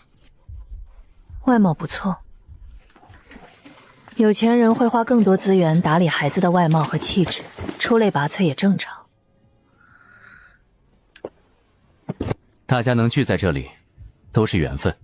目前公司的游戏设想还只是一个雏形，不过大家也不用担心，我相信我们一定能把项目做起来。我也会给予项目充分的资金支持。只要所有人一起加油，相信我们的游戏很快就能风靡全球。我们现在的重点就是把所有力量拧成一股绳。20组拿钱创业，直接开始空中搭阁楼。招聘要求奇怪，招来一群草台班子唱戏。既然大家已经办好入职，那就先回去带薪沉淀1个月吧。我准备出国学习1个月，1个月以后，我们再正式开始项目。大家先去忙自己的事，公司会安排员工宿舍。这1个月，你们自行了解游戏行业，做好沉淀，不用打卡，也不用汇报工作。散了吧。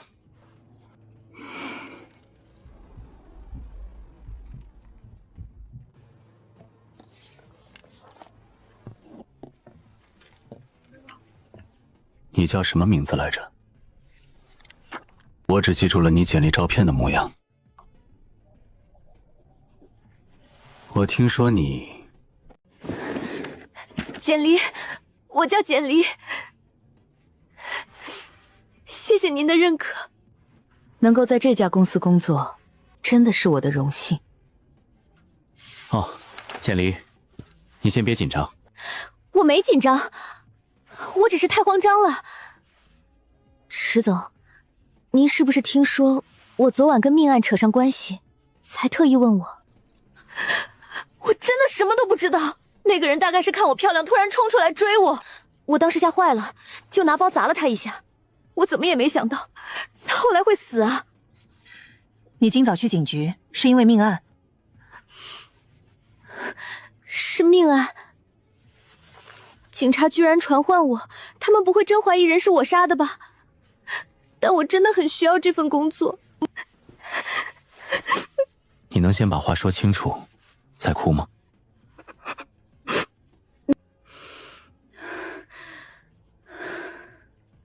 那个色狼追我，我喊了人，也报了警，他后来逃跑了。后半夜好像自己掉进没盖好的下水道井里，人就没了。我真是冤枉的。这种意外怪不到你身上，正好接下来居家办公，你好好休息一段时间，不要给自己太大心理压力。不是的。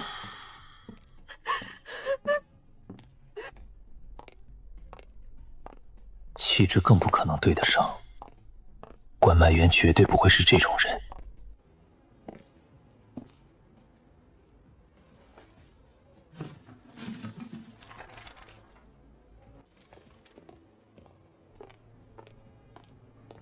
脑洞大，这个新员工明显是脑子有泡。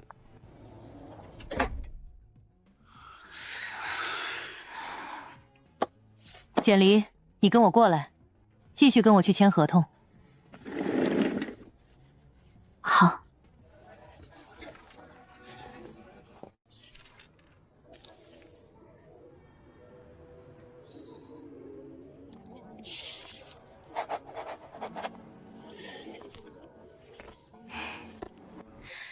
面试时，我以为你是个漂亮、大气、气质也很沉稳的女孩，包括刚才见到小池总以前，你都进退有度，大方得体。你的外形条件很好，只要把心思用在正事上，很容易取得不错的成果。有些年轻人总想走捷径，但也得考虑那条捷径需要付出什么代价，还要想清楚自己到底走不走得通。您都看出来了，我只是觉得小池总长得帅。面试时明明不是这种气质，难道视频开了什么奇怪滤镜？说他蠢，他又能听懂敲打；说他聪明，他又把潜台词直接抖到台面上。好了，简离，小池总没有追究，你就继续留在公司，但下次再发生类似的事，我有权解雇你。明白，绝对不会有下次。这是公司安排的公寓，具体入住信息都在地址下面。谢谢孙女士。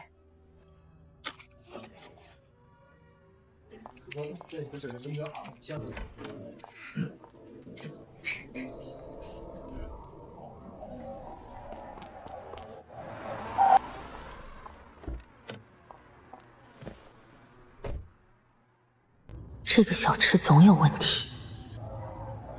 我写的东西有多少水平，自己最清楚。一半创意都来自死亡游戏，根本难以真正落地。他似乎非常在意这份策划。这场招聘，是他在钓死亡游戏玩家。表面用钱招聘员工，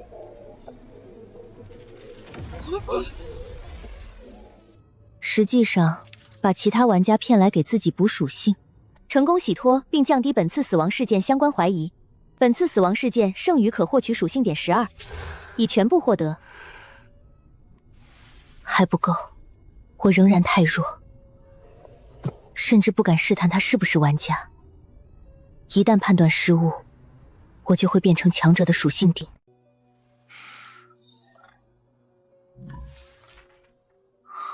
契约人死亡，契约作废。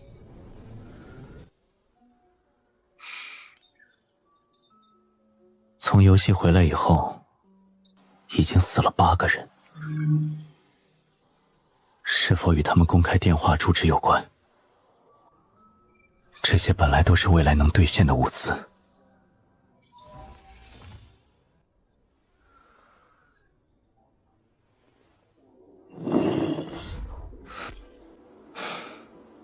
现实里与死亡游戏无关的东西，无法触发天赋效果。想在现实增加属性很难。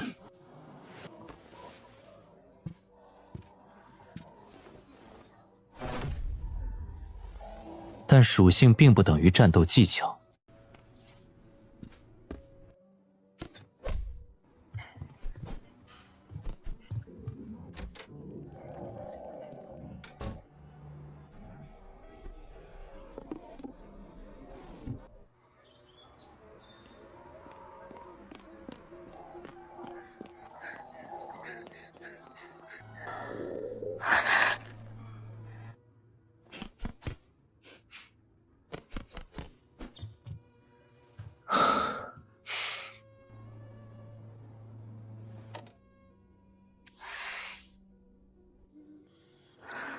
这次我是继续从手机进入，还是会亲自被拉进去？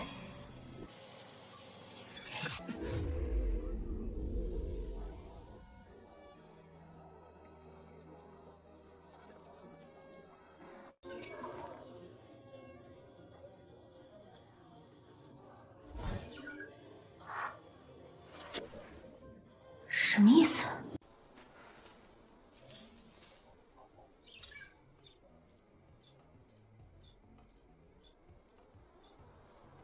这一场只有1天，在原有幸存者基础上，又增加了约1万名玩家。这一场也会继续补充新人。这里是什么地方？我怎么会突然出现在这里？放回去！简单逃生模式将在30分钟后正式开启，3分钟后将在场地内随机投放身份卡8000张。持有身份卡的玩家将免于被诡异追踪，无身份卡玩家将被诡异追踪。30分钟后，场地投放 D 级诡异100只 ，C 级诡异10只 ，B 级诡异2只。本次简单逃生模式持续时间3小时。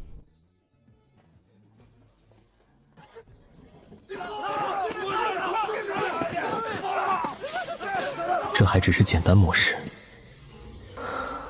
后面的难度只会继续上升。每场游戏的玩法都不同，这一场先让玩家抢身份卡，新人不知道后续危险，只会本能争夺有限的安全资格。在诡异出现前，人就会先开始自相残杀。我不需要跟新人争，没有身份卡会被诡异主动追踪，正好省得我去找他们。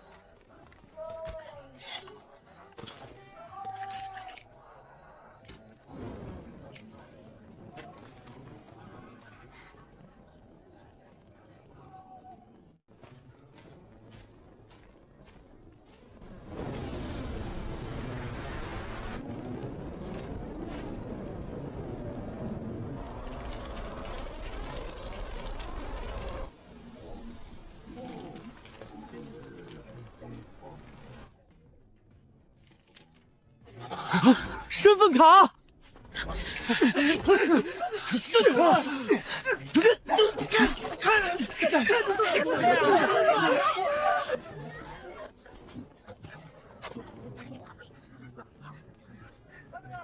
应该都是上一场活下来的老玩家。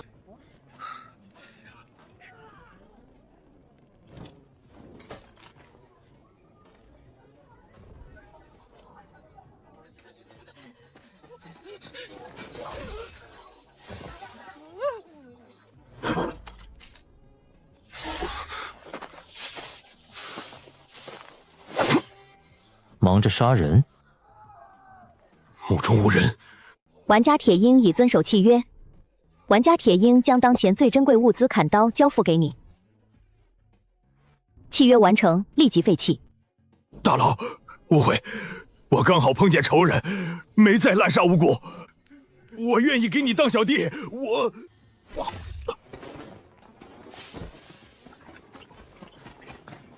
杀死玩家和诡异，都只有一定概率掉落奖励。可有些人还是愿意毫无理由地把刀挥向同族。已自动为玩家隐藏面具外观，但依旧保留面具效果。我现在无比牵挂自己的恋人。是的，恋人。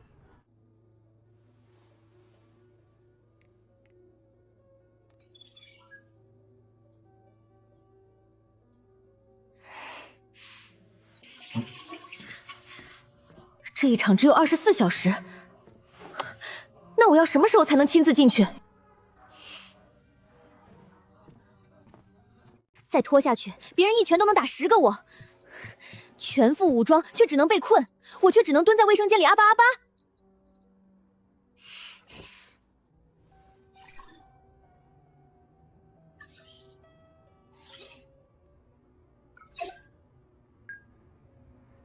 现在就是第3场，死亡游戏结束后将转换游戏模式，下一场会转换模式。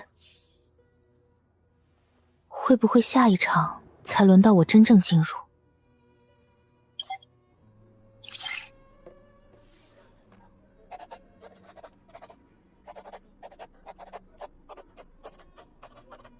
我已经获得了游戏资格，却没被拉进去，原因是我的关联队友还活着。这算什么地狱笑话？以前他说这条规则我不屑一顾，现在倒想求他再多解释一点。我已经提前知道死亡游戏是真的，相当于狼人杀里睁着眼睛参与。游戏不让我继续从手机端投放物资，是怕我打乱现有机制。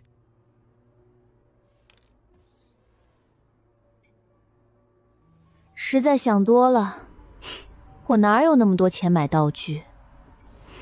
这一场只有24小时，难度恐怕更高，但他已经是前2场存活玩家里的佼佼者，如果连他都活不下来，其他人又能有多少希望？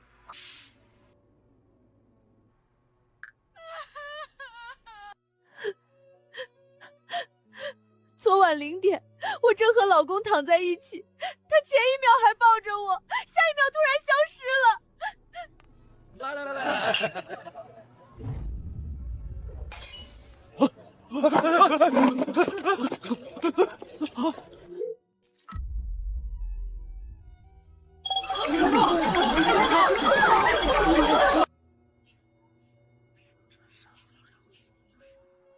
，0点，正好是第3场死亡游戏开启的时间。那些被我当成 NPC 的像素小儿，全是真人。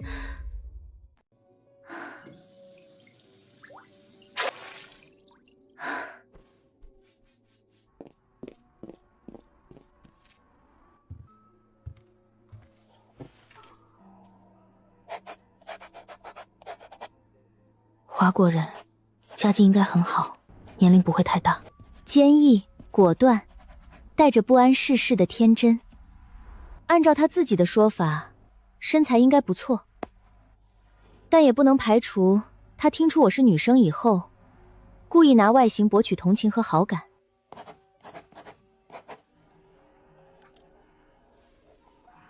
如果现在有办法见面，我会和他相认吗？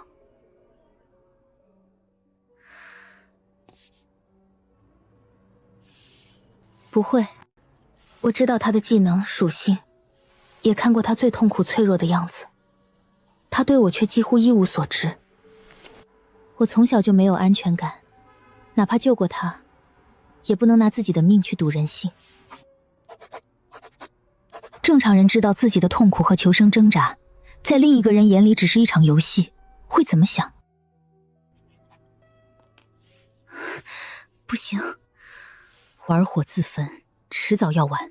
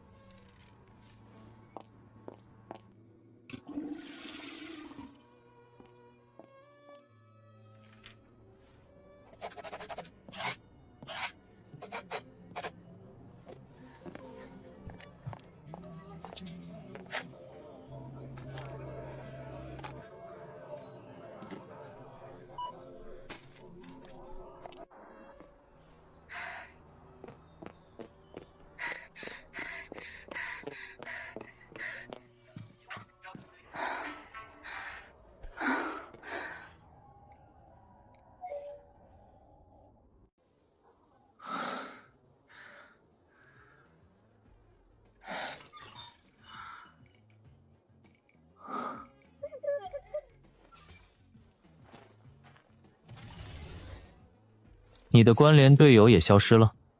不能算失踪，他觉得自己被我骗了，现在懒得搭理我。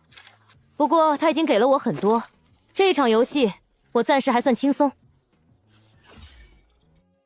管曼员就算再能睡，也应该醒了。怎么，你的聪明队友也不理你了？你做了什么？没有，他刚才还在与我交流。他认为每轮逃生结束后，都会有部分身份卡失效，接下来会有更多人争抢身份卡。我们这些有实力的老玩家，即使没有卡，也能与诡异正面战斗。他认为玩家应该暂时联手，新玩家也是我们的同族。按照目前趋势，以后会出现更多更强的诡异。单独一个玩家再强，也不可能永远对抗全部诡异。应该尽量保护新人，让他们获得成长机会。你的队友很有远见，我赞同。他还给了什么具体建议？当然有，这一场目前应该还剩7、8千名玩家。上一场活下来的老玩家大都知道目中无人这个 ID， 由强者牵头，把玩家尽可能聚到一起。老玩家和敢杀诡异的人守在外围，新人集中在内圈，由外围保护。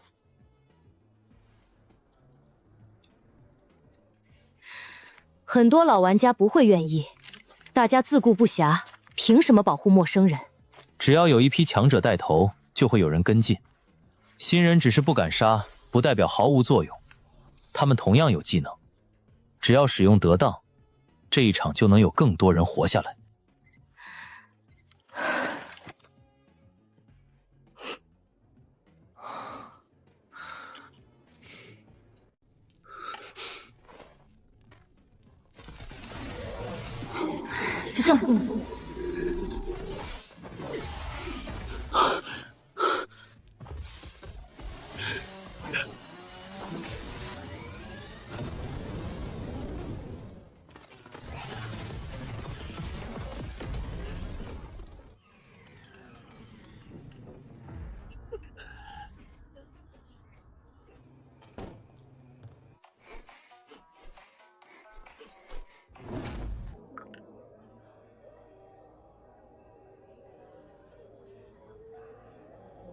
还是这样。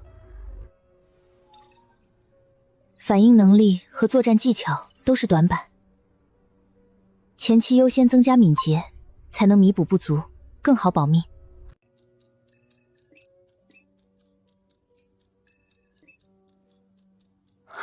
24小时后立刻开启下一场。还活着。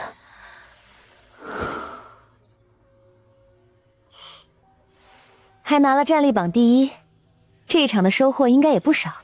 每减少一个，现实里就少了一个活生生的人。他从哪里来？又想做什么？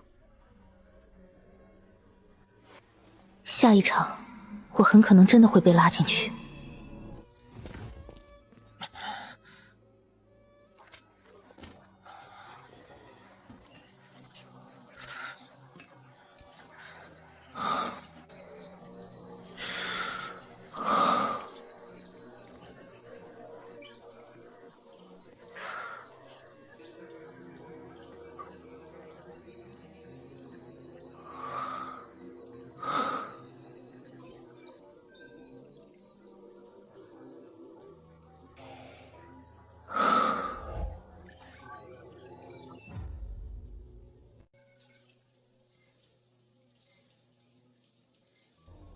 整整24小时，他一次都没有出现。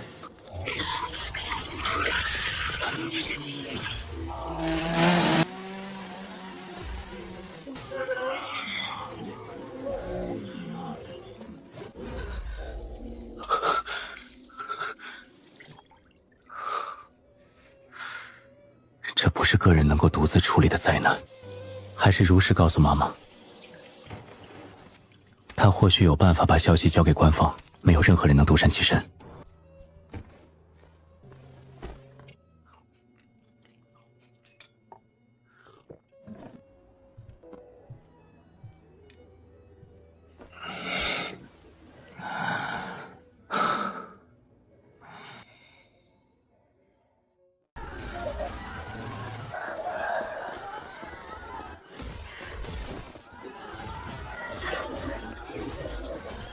我撑不下去了，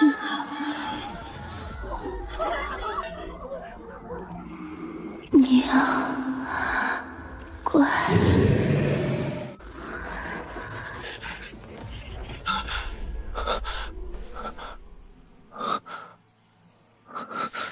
不吉利，这个梦太不吉利，关美元一定要平安。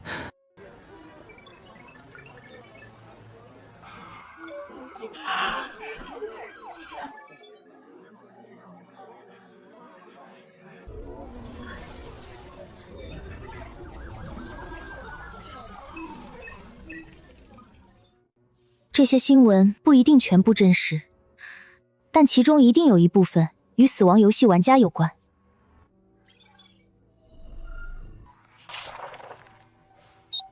有人从死亡绝境里回来，又获得了超能力，24小时后可能又要重新面对死亡。有人会发狂，有人会抢钱，想给家人留下财产，也有人会报复社会。无论做出什么都不奇怪。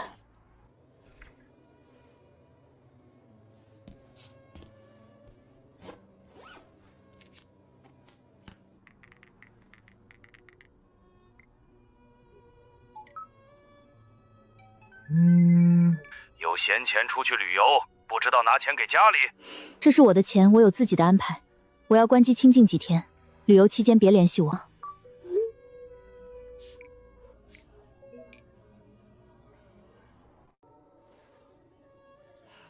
十几天，家里突然联系不上我，可能会报警。要么死在游戏里，要么活着回来，在现实中继续隐姓埋名。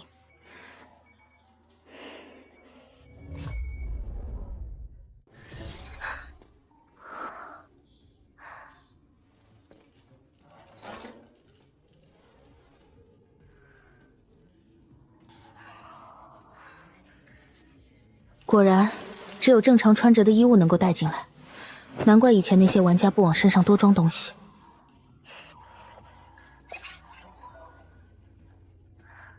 3天3夜，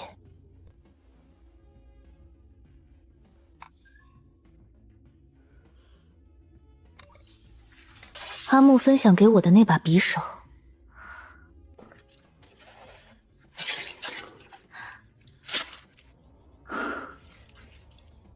前几场都有生路，游戏不会在开场直接把人锁死。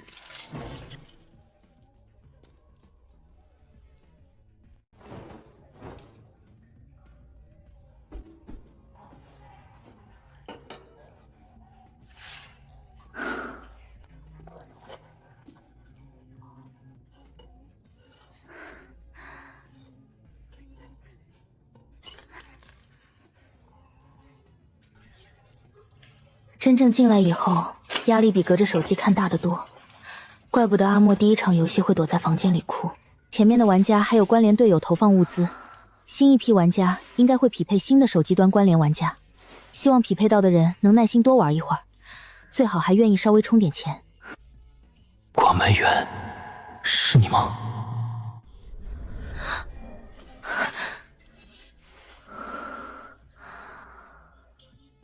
玩家目中无人，欢迎来到死亡游戏。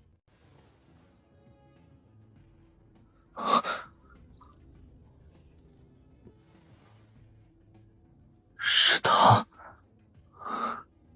管埋员，能听见吗？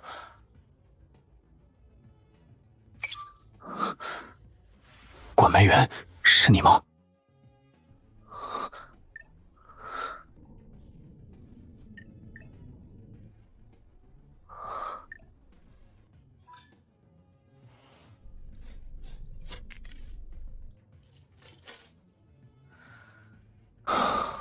游戏给我匹配的关联玩家是我的新老板，而且他是一个已经经历3场游戏的老玩家。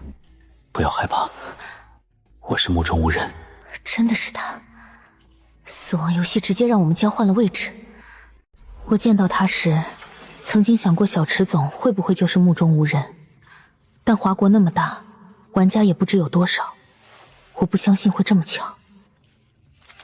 目中无人，真的是你？你现在通过什么形式跟我交流？目中无人，真的是你？你现在通过什么形式跟我交流？我的手机里突然出现了死亡游戏，打开后就是你所在的房间，我看不清你的具体样子。你在屏幕里只是一个绿色，像被马赛克遮住的人形。果然一模一样。你先听我狡辩。不是，你先听我说。假如你不是经历过死亡游戏的老玩家，只是一个普通人，手机里突然多出一款来历不明的游戏，你会认真玩下去，还为它充值很多钱吗？如果游戏足够有趣，也许会。等等，这和你现在的处境有什么关系？你先确认周围有没有危险，再告诉我你需要什么物资，我得尽快找到投放方式。怎么又绕回物资了？我知道，但现在我觉得先安抚你的情绪比游戏本身更重要。他现在身处险境，却要先安抚我的情绪。他是恋爱脑，感情的事可以等你安全以后再谈。我没有因为上一场你没出现而生气，我只是担心你。现在先想办法活下去。等等，游戏怎么让我看广告领礼包？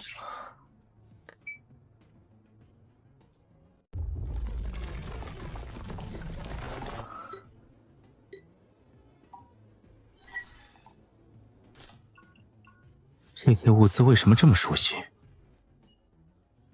和我第一场收到的东西几乎一样。广告看完了吗？你想知道什么都可以直接问我。抱歉，最开始我真的以为这一切只是一款手机游戏。抱歉，我真的以为这一切只是一款手机游戏。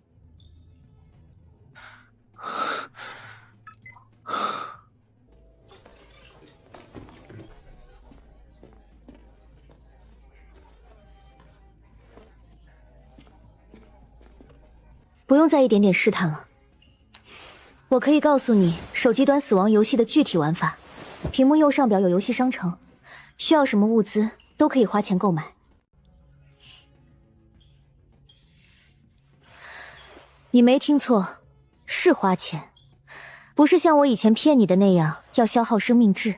你现在震惊、难受或者愤怒，我都能理解，但我无法为你的这些情绪负责。我唯一需要道歉的是无意间欺骗了你的真情实感。现实里的迟暮和游戏里的目中无人都有伪装，不知道他真正的性格到底是哪一种。真诚这条路如果走不通，就只能谈利益。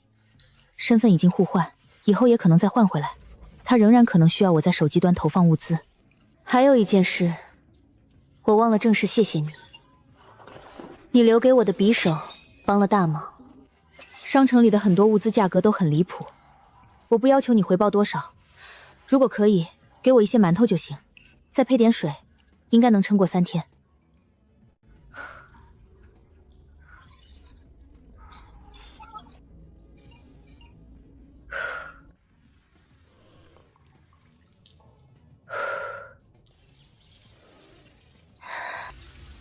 商城不只能够救人，必要时，手机端的关联玩家也能用物资杀人。我曾经救过迟暮，情况还不算最坏。那些从未帮助游戏人物的关联玩家，一旦身份互换，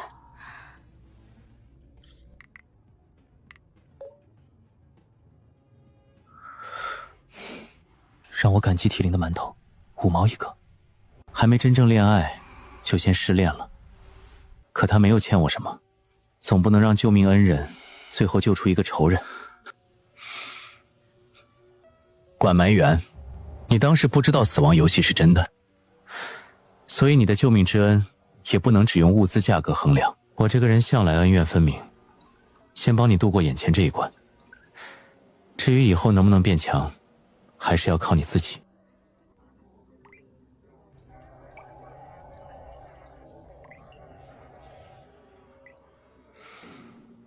他当然会愧疚。如果他一开始就知道游戏是真的，一定也会拼命救我。他帮我的还少吗？